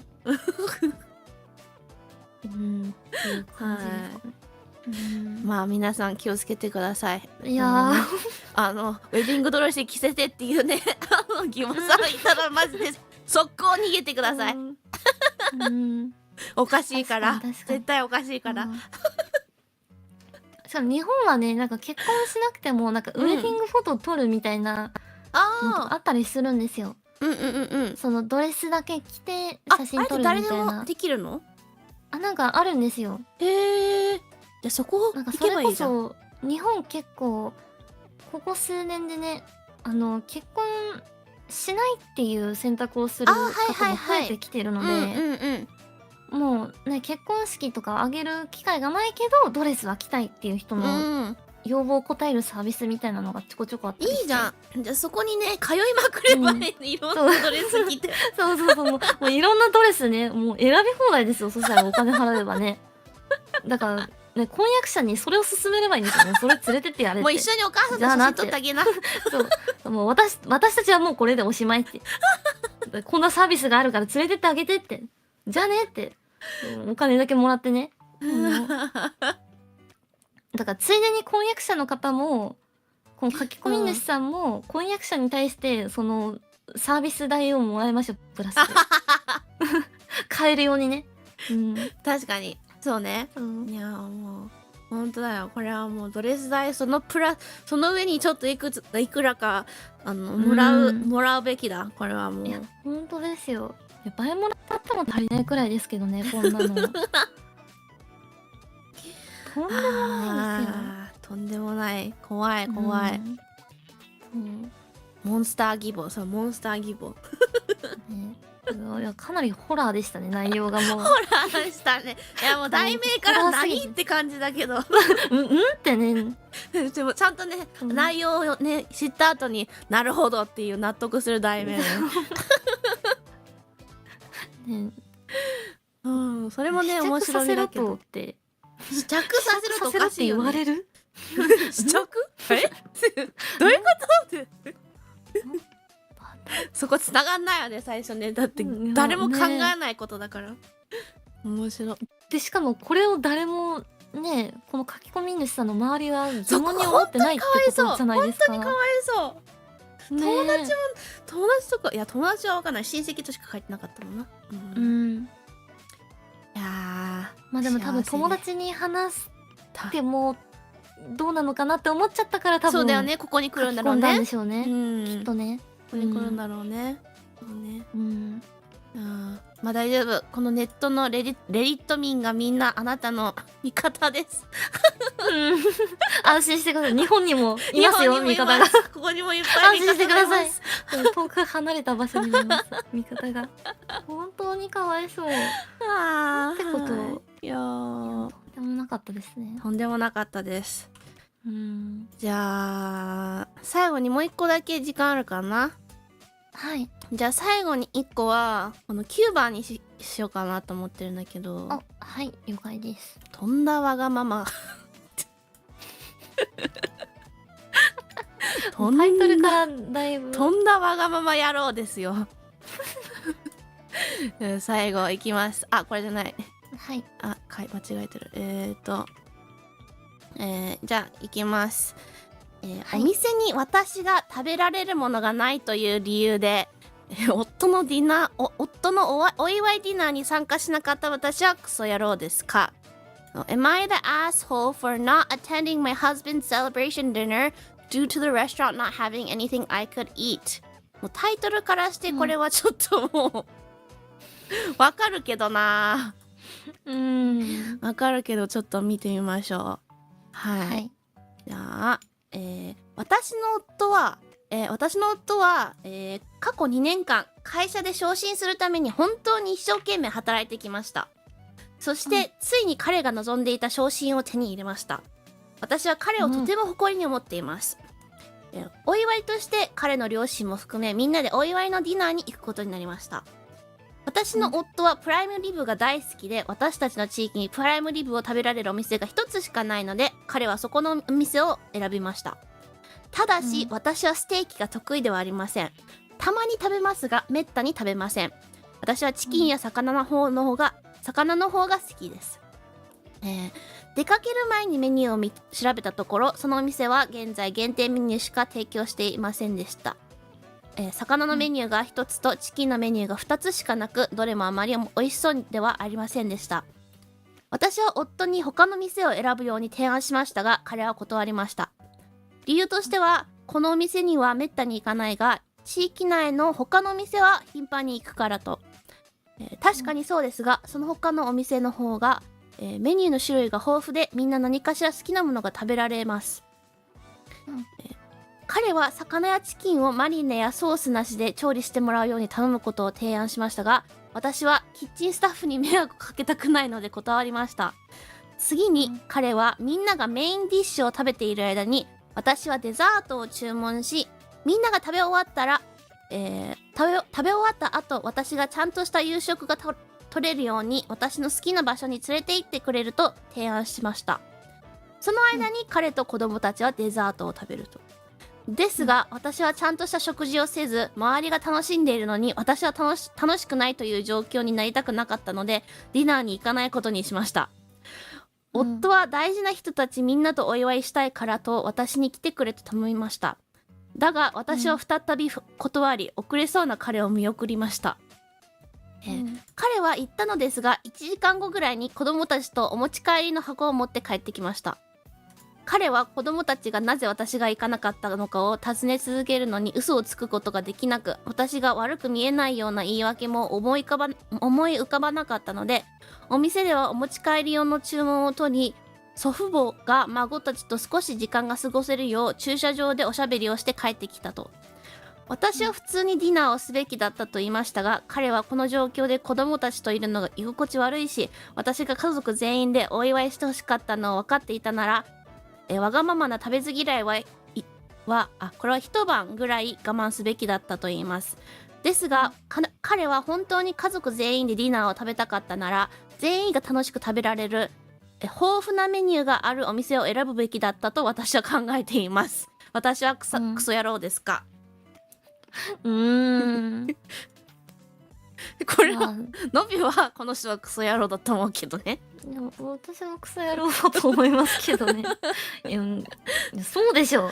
アレルギーとか宗教とか、いやでもね、アレルギーとか宗教だったら絶対書くべきでしょ。書いてないってことは違うから、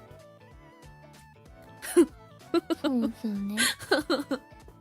これはただのわがままではなくて、わがまま、たまに食べますがって書いてあるから、そう食べれるんだよ。そう食べれるわけじゃない。そう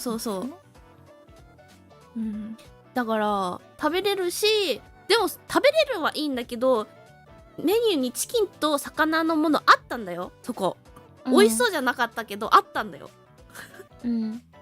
だから意味がわからない。でしかもこれね、このディナーに関してはそのね、書き込み主さんのその旦那様がめでたく昇進して、それのお祝いのディナーじゃないですか。それなら彼が行きたいっていうお店についてってあげるのがお祝いの形なんじゃないかなって。主役が行きたいところに行くべきだよね。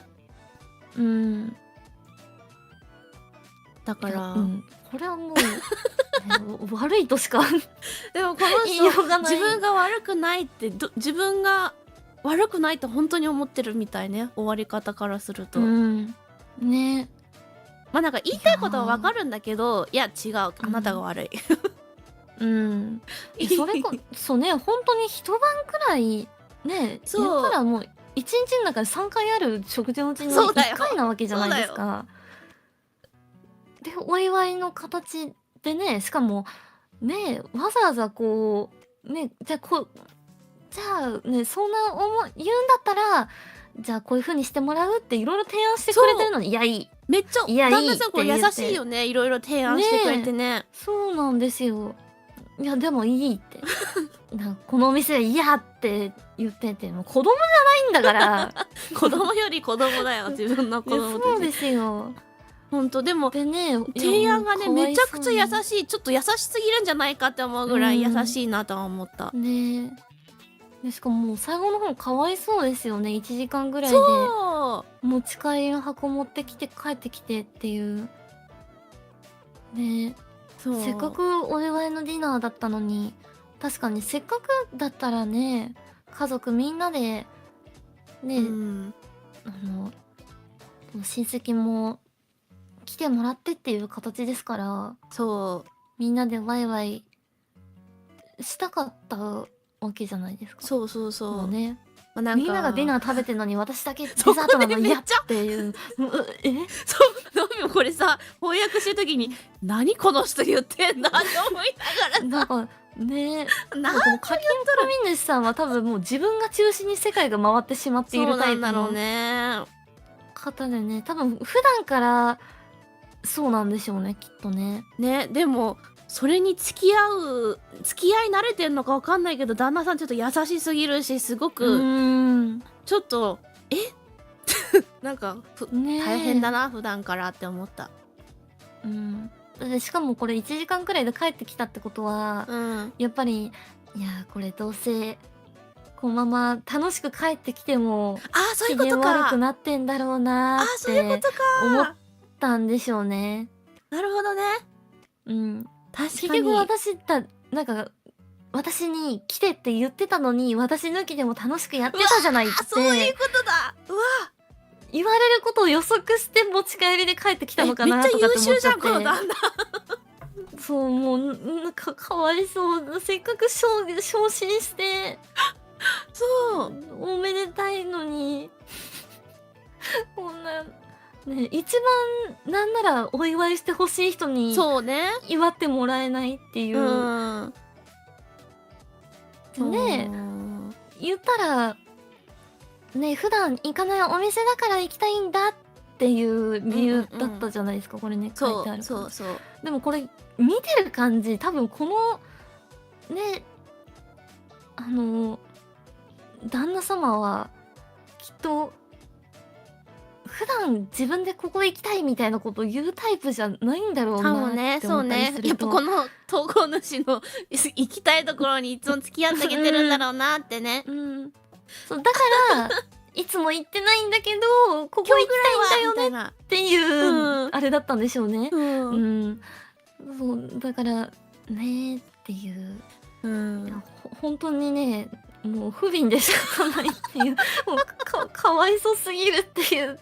もう、そう、大変この投稿の面です白いの、なんかこれか、読んでて面白いなと思ったのは、うんいくつかもう自分でね、答えを書いてるんだよ、この人。なのに、それに気がついてないから、ああ、ちょっと重症なんだなと思った。ねえ、これだけね、旦那様が歩み寄ってくれているのに、ね、それがなかなかないよ、こんな。いや、そうですよ。なかなかないぜ、こんな優しい人。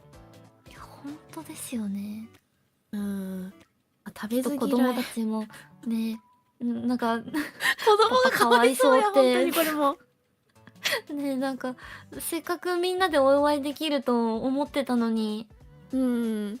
ママいないしっそうてなっちゃうとね。そう、あと子供にへのさ、その気遣いがすごいいいなと思った。なんかお母さんが悪く見えないような言い訳をねえ思いつかないって、そんな逆にそんな言い訳を考えようとするって偉いって。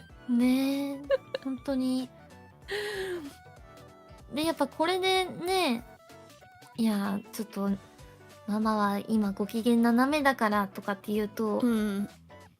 ね、そのお家の中で悪者になっちゃって、そうね。よりちょっとね、トキシックになっちゃったりとかしたら困っちゃうしっていう、そね、やっぱそのダメージケアの部分がう。うん。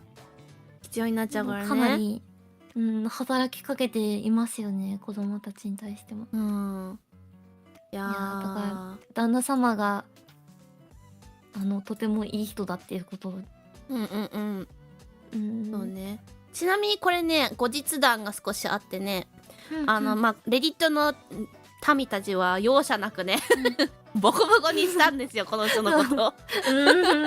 でそしたら、確かにね、ちょっと、そしたらこう目が覚めたとすごいね、結構ひどいコメントでちょっと目が覚めた、で旦那さんにはすごく謝って、で、謝るプラスそのレストランに行けなかった一緒に行けなかったところに連れてくし、で、キャンピングが好きだからキャンピンググッズをプレゼントしてあげたりしますって、あちょっと仲直りするためにね。まあなんか一応反省はしてるらしいです。あ、まあでもね、中にはね、周りに言われてもでもって我を通す人も多い中で、確かに。まだちょっと反省する分、まあまだね、まだママシ。シなのかなっていうそう、マシ終わってはいるけどマシっていう、あれですかね。逆にこんな、マジで関係ない第三者にたくさん言われてたら余計なんか目が覚めるっていうのもあるかもしれないね。確かに確かに、多分この書き込み主さんが親戚に話したりとかして、いやそれは旦那様のねえせっかくのお祝いの場なんだからって言っても、多分聞かなかったでしょうね。絶対マジで知らない人たちばっかりに言われたからこそすごい、ハッとするところはあるかもね。確かに確かに、そういうね、親戚だからとかっていうフィルターとかがない分、まあこの書き方でどうして自分側の人がいると思うかよくわからないけどまあそれはそう。まあでもね、こういう話する時にやっぱりね、仲いいお友達とかだとね、そうね、なんか、いやーまあで言いにくいも、からね、わからなくはないよみたいな感じでね、言っちゃうからね。対応されたりとかするとね、あ、じゃあやっぱ私間違えてないんだってなっちゃってね。でもっと勘違い野郎になっちゃうからね。いやでもまだね、書き込んでくれて、よかったね本当に。まだね、考えを改め直してくれたのであればね、まあちょっと旦那さんも報われますよね。本当だよ。多分きっとね、もうネットの民たちが旦那様がこんなに頑張ってるのにどうしてって多分なったんでしょうね。いやーなるよ。だってほんと面白い、この人さ、自分側の意見の人が欲しいと思って書いてるんだろうけど、1ミリも自分がこう悪くないように書いてないっていうのがすごい、逆に私を叩いてくださいって言ってるのかのような内容だから、本当に面白い。いやー、あれっていうね、本当面白いですね。一応ね、これね翻訳する時もさ、のっぴのちょっと自分の気持ちも入らないようにできるだけね、英語のを直訳して書いたんだけど、どう書いてもこれは絶対この人が悪くないように書けないなって思いながら書いてる。ね、まあそうなんですよね。これもどうしても悪いっていう童話がいても、本当に面白い。タイトルの時点でもう決まっちゃってるようなもんでしたしね。タイトルからね、こんなにタイトルからさっきのと大違いだよ、さっきははみたいな感じだけど、これはもうタイトルからあなた悪いです、はい次みたいな感じ。これはね、そうまだね、ちょっとベジタリアンとかね、宗教上の関係で食べれるものが全くないとかだったら、まあそれはちょっとね、困っちゃうかもねっていうあれでしたけど、そういうのあったけどね、全然食べますしね。そういうのあって、それのねコメント欄はちょっとねいろいろな意見があったけど、これはもう綺麗にみんなこれはねもう食べれるんだったらもうね、食べろ。ちょっと自分のね好みの味じゃなかろうが本当だよ、我慢して行きたいって言ってるんだから言ってあげなさいよっていうね。ねえ、そう、旦那さんがね、珍しく旦那さんが主役の日なんだからきっと珍しいからきっといや本当ですよね。この家庭では絶対珍しいんだから。まあでも考え直してくれたから、それはよかった。きっかけにもうちょっとね、優しくね、してもらえてたらいいですけどね。そうね。そうね。まあそのね、行かなかったレストランを一緒に行ってあげただけでも少し一歩進んだのではないかな。2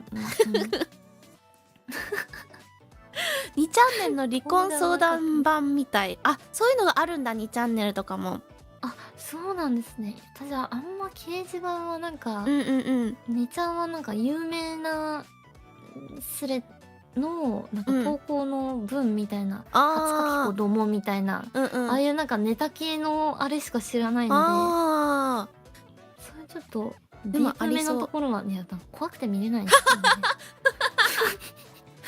怖くてね、やっぱ人間関係のね、そういうスレッドみたいなのって見るたびに、いやなんかこれはもうねコミュニケーション不足ではみたいな、まあ結局はそうだよね、みんなね。多いので、やっぱりね、やっぱりでもね、気持ちがこう盛り上がっちゃうとね、なんかそんなに思ってないこととかを言ったりとか、冷たく聞こえちゃう言い方したりとかねしちゃうからね。まあそうですよね。この人はただただのわがままだけどこの人はただのわがままだけどのぴちゃんは例えば、そのまあ4人先生たち4人でご飯行くってなって、じゃこのお店いいじゃんってなったところが、例えばのぴちゃんがあんまり好きな感じのジャンルじゃなかった時ってどうします？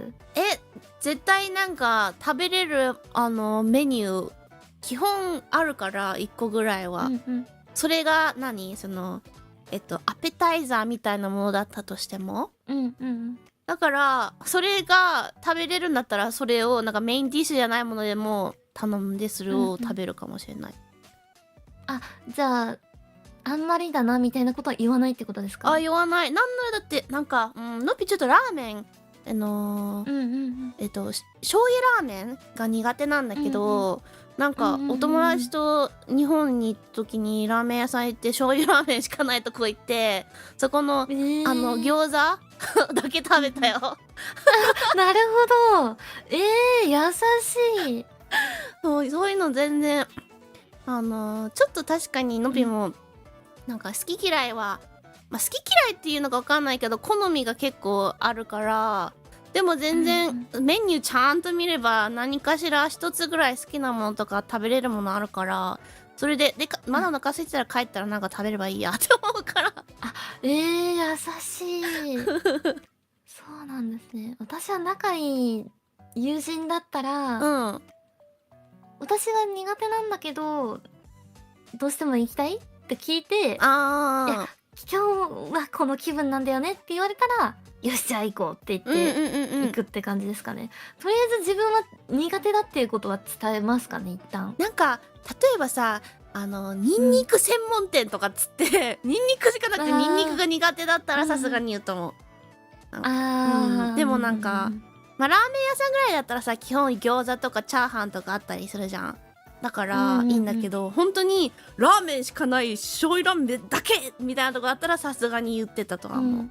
あー、なるほどなるほど。うん確かに確かに。そうなんかね、苦手、なんか私は結構苦手なものがあったら言ってほしいタイプなんですよね。あーそうかそうか。うんなんかそう苦手なのを分かってない状態でなんか連れてったりするのが、苦手だったんだってなるといや申し訳なかったなみたいな、もう早めに切り上げて2軒目行くかみたいな気持ちになってそうか、日本は2軒目行くっていう文化があるもんね。アメリカあんまないからさ、そういうの。もうなんかそうですね、やっぱり飲みとかだと2軒目行ったりとかすることがあるので、そっかそっかそっか。そうか、それもあってもしかしたらこっちのレストランってメニューの種類が豊富めな気がする。なんか何々専門店とかじゃなくて、結構なんかアジア系のお店だったとしてもなぜかフライドポテトがあったりとか。でもなんかそれは結構お店のジャンルによっても違いますよね。だからそれで言うとなんかね、確かにこういうこのねこの人みたいなお寿司そうそうそう食べれない人用にね、うんサイドメニューとかめっちゃあで、あったりするみたいな感じですよね。そうそうそう。だからなんか絶対何かしら食べれるものがあるからそんなにのびは気にしないかもしれないな。な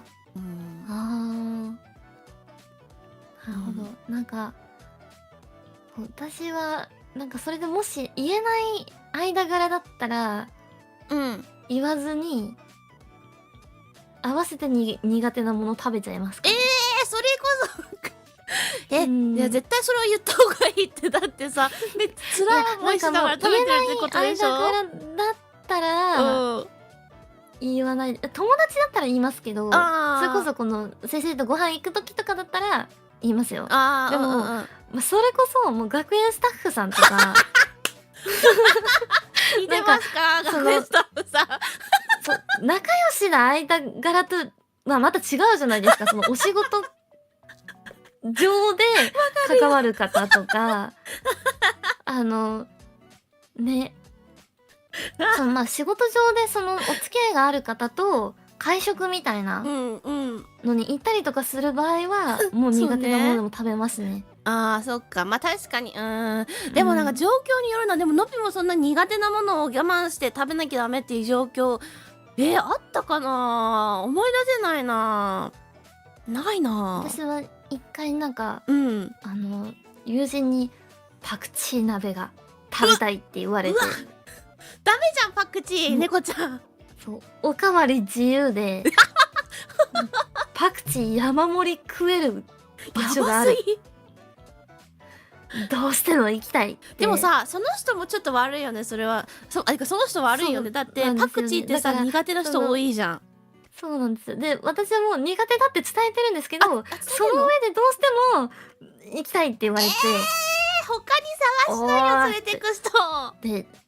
で、それでも、どうしても行きたいって、もし私との友情が壊れるとしても行きたいって聞いて、ごめん、本当に今日は食べたい気分ないよって言われて、一人で行け。分かったって、じゃあ行こうって言って、行って、食べたの？ちょっと食べたんですけど、あもうそのお店に行く条件として今回のご飯に関してはあもう全部そう友達持ちで、まあそ頼むっていうりゃそうだよな。そうもうおごってくれないとちょっと私は苦手なものの中でもパクチーは特にそうだ嫌いね。な部類だからちょっと嫌なんだよね。でももう友達はほんと狂う感じで食ってるんですよ本当に。すごい、そんなパクチー食べたいっていう時あるんだな。もうやみつきになっててみたいなへえ。感じでもう食べてて、まあこんなに好きならまあ美味しく食べてるんだったら別に優しい。ね優しい。いや、それはちょっときついって。ってなったことがあって、大変だっただからね。もう嫌いなものでも、どうしても食べに行きたいって言われたらうん。行くかなっていう。そうか。じゃあそれぐらい頼まれたら行く。そうですね。うん。でも一回嫌だとは言いますから友人だったら嫌だよっていう意思表示はしておきますから、ね、だって嫌いな食べ物専門店は嫌だよな。いやそうなんですよね。それは言うもうわ。本当にもうね狂った笑顔を私はもう忘れない狂った笑顔。本当もうすいませんパクチーおかわりですかって言ってもボールいっぱいに山盛りパクチー盛られてすごいね。そんなお店あるんだな。鍋いっぱいにわっさー入れて食べてて、すごっ。でと思って、へえ。それで私はねそれを見ながらフライドポテトとか唐揚げとか食べてそういうのはあったからまだよかったね。サイドメニューのポテサラとかそういうの食べて大丈夫？それにパクチー入ってなかった？大丈夫でした。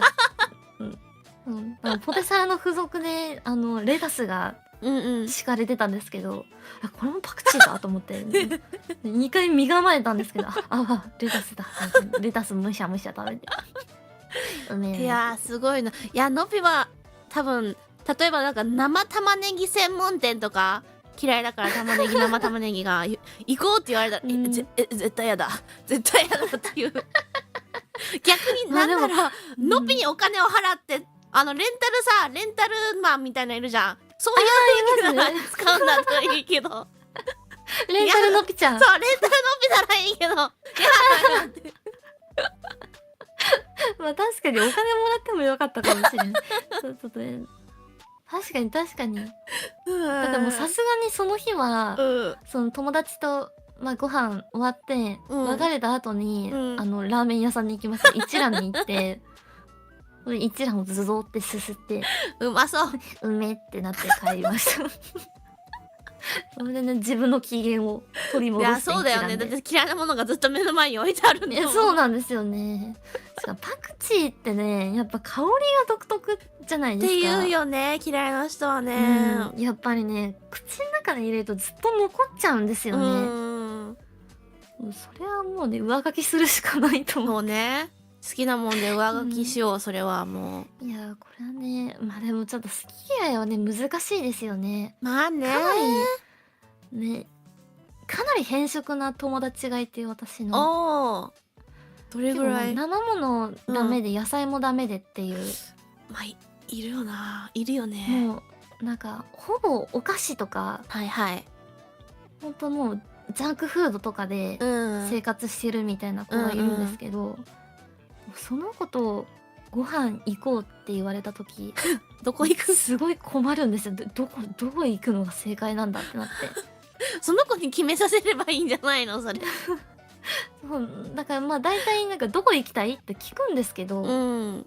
でもなんかそういう子に限ってどこでもいいって言うんですよ。怖くないですか？怖い。試されてる本と思って。当に絶対どこでもよくないのに。そうなんですよ。どこ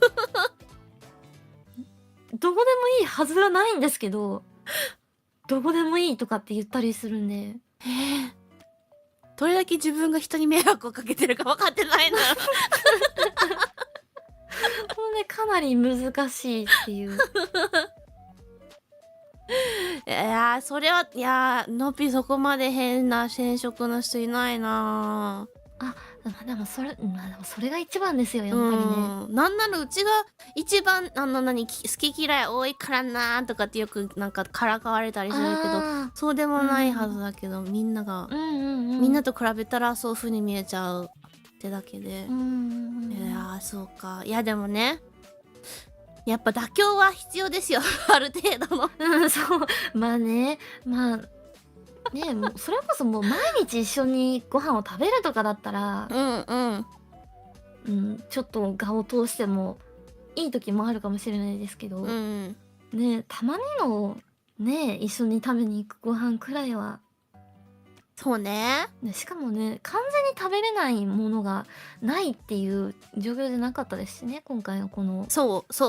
スレに関してだからは。この人は、そうあるんならそれを我慢して食べなさい。ね、食べなさい。食べなさい。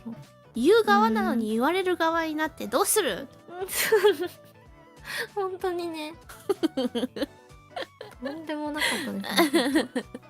どこでもいいっていう人はファミレス一択、コンビニのイートインで。確かに。でもファミレスコンビニなんでもありそうじゃん、その変色の子。確かに。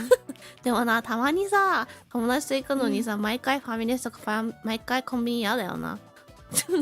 あ、まあ確かに。たまに。まあ、そのご飯食べに行った後に、家飲みとかするとかってなるんだったら、別にいいですけど、毎回ファミレスはもう、学生じゃないんだから。まあ学生はね、いいけどね、学生じゃない人はね、そうね。でもね、それなら、日本のファミレス、クオリティ高いなって思ったけどね、この前行った時。でも美味しいですよ。美味しかった、すごく。まあでも、もう毎回ファミレス行くくらいだったら、ファミレス行く2回分、1回我慢して、1回普通にご飯屋さん行くかなっていう。まあ確かにね。もしそのお金の金銭面の関係で、ファミレスしか行かないのであれば、じゃあちょっと2回我慢して、お金貯めて、普通にご飯行きたいかなっていう、感じですかね。いや大丈夫。猫ちゃん、じゃあもうのぴはね、一緒に猫ちゃんとご飯行くってなったら、我慢しないから。ああ、それはね、助かります。なんか、逆に言われないとね、逆に気にしちゃうんですごく。食べれるものあるのかなって。まあそれはわかる。確かに。そうなんですよね。そんなにない。パクチーも食べれるし。生の玉ねぎと辛いものぐらいかな。生魚も克服したし。ねえ、お寿司した食べてましたしね。だから、もう、ほぼなくなってきたから。いや、お腹空いてきたな、ご飯の話すると。確かにね。いやー、でもどうだったこの、レディット、まあ、海外だって言うけど、全然ね、世界中の人が話すであろう問題だったりもあったし、まあちょっと、っていうのもあったけど。そう、まあなんか、やっぱり、どこの国でもね、やっぱいい人と悪い人がいるっていう。不思議な人もやっぱいるんですね。いるね、いるね。そう。やっぱりね、なんか、たまにね、宇宙人なのかなって思う時があるんですよ。これはなんかどうしてその思考に至っているのかわからないっていうのがあったりするんですけど、でもやっぱり当事者からするとね、それがなんか案外普通な感じだったりとかすなんるのがだよね。ね、ちょっとね、かなりホラーではありましたけど、ね、やっぱ面白かったですね、すごい。どれが一番、まあ、好きだったりとか、思い出に残ってるとかなんかある？どれか。やっぱドレスですかね。ちょっとドレスがちょっと衝撃的すぎてちょっとっていう、もうドレスね救いようがなかったってうんいう。うん。そうね。のぴもドレスか母乳のかな。まあ母乳はちょっとまたちょっとね。面白かったけど。そうね。いや、このウェディングドレスのやつ見て、じゃあ、ジューンブライド、ジューンは6月か。ジューンブライドの時期に、ウェディング、結婚式関連のこれ集めてやろうかな。一人ででもいいからやろうかなって思ったもん。確かに、まあでもね、マリッジブルーみたいな話題はいっぱいありますからね。そう。マリッジ、ジューンブライドホラーレディット。あれなんかジューンブライドって結構ね、アニメのコンテンツとかね、VTuber のコンテンツってなんか結構ね、結婚めでたいみたいな、なんかロマンチックみたいな、いやもうその逆いきますよ、その逆を。逆なるほど。うんちょっとね。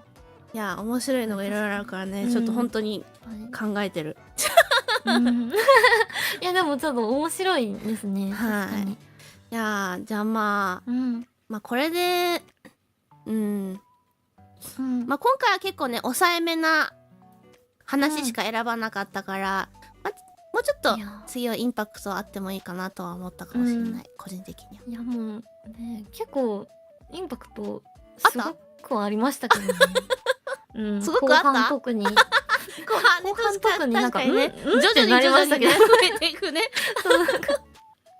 そう、のぴちゃんがね、用意してくれたやつ先に目通してたんですけど、なんか、って思うのはやっぱり、ね、ありましたから、やっぱ、これがまだ、ね、もう、序章に過ぎないとなると、激しいものはどんなことになってしまっているのかっていう。かなり恐ろしいですけどね。いやそれが面白いんだよ。我々は第三者の他人ですから。そうですね。まあ確かに人事だから、そのエンタメとしてね、見れるっていうのはありますよね。当事者はね、もうただごとじゃないって感じでしょうけど。いや、それこそね、のびもこのスレッドを知ってから、まあ1、2年後ぐらいに、すっごいやばいルームメイトがいて、女の子のルームメイトがいて、もう、まあのびいろんなお家転々としてルームメイトいっぱい住んでたんだけど、やっぱお金がないから、でいろんな変わったね人たちと住んできたんだけど、もうその中でも一番最悪な人がいて、もう夜な夜なもうブチ切れてたから、のびもうこのね、ここのスレッドに投稿するようにね長い文章書いたんだよ。でもね、やっぱり人ってね、一回吐き出すと気分が楽になるから、一回書いて友達に読んでもらったんだよね。でそれでもう気が楽になって投稿しなかったんだけどなるほど。投稿しかけた時は1回だけあった。そうなんですね。いやでものびちゃんでもそんくらいってなると相当ですよね。相当すごかった。そうだから、いやでもね、こういうサイトがあるって思うと、なんかそれを書くきっかけにもなったからよかったなと思った。自分の中ですごい早く解決したから。そう。まあでも確かになんか自分の考えとかあった出来事とかを文字に起こすっていうのって結構いいって言いますよね。そうなんか冷静になれるというか。そう、めちゃくちゃ冷静になれて、第三者視点っぽく自分の状況も見れて、でもまあ第三者になった脳みそで読んでもどう考えてものびは悪くなかったけどいやでも大体なんかのびちゃんがその何か思ったりとかしたこと言うみたいな時ってあんまりなんかそんななんかのびちゃんがなんかとんでもないこと言ってるみたいになったこと一度もないですしね。まあわかんないよ、あるかもしんないよあるかもしんないよ。まあその時はねなかったけどね、あれは完全にもう何を言われても絶対にあれは曲げない。のぴは悪くなかったから。いやでも多分私のぴちゃんの話聞いたりとかもしなんかあって聞いても、いやのぴちゃんが悪いってあんま多分なんない気がしますね。それも、うんだからやっぱ第三者にね聞いてもらわなきゃダメなんだよ。確かに確かに。大事かもしれないですね。まあだからね、ぜひ皆さんも何かあったら一回書き出してみて、それでね、冷静になってみてください。確かに確かに。ネットに書かなくてもね、そうなんかノートとかに書き起こすとかでもね。そう、それだけでもすごい変わると思う。確かに確かに。まあじゃあまたなんかね、機会があったら、面白い話が見つかったらまた猫ちゃん話そうぜ。ぜひぜひ。次はもうちょっとインパクトあるやつを持ってくるから。いやもっと何が来るのかっていう恐ろしいですけどね。気になりますよね。そう、気になっちゃうと思う。面白かったです。よかったです。よかった。はい。じゃあ今日はこんな感じかな。なんか猫ちゃん、今週なんか告知とかありますか？とりあえず日本時間だと、明日の夜までバレンタインボイスが我々そうじゃん発売でして、もうすぐですね、これじゃない発売が発売期間が終了いたしますので、再販がねないので、ないですね。予定がないので、ぜひまだ聞いてないよって方はぜひ購入して聞いていただけたら嬉しいです。で、あと私の告知だと、明日ですね、29日夜8時から、化け猫コラボがもちちゃんと何するの？あります。これはですね、もちちゃんのチャンネルで検索してはいけない Google マップなんだそりゃ。なんかあるらしいんですよね。ゲーム？なんかいやゲームではなくて Google マップを一緒に見るみたいな感じなんですかね。確かなんか聞いた感じで都市伝説関連でなんか検索してはいけない場所みたいなのがあるみたいで、見たことあるかもしれない。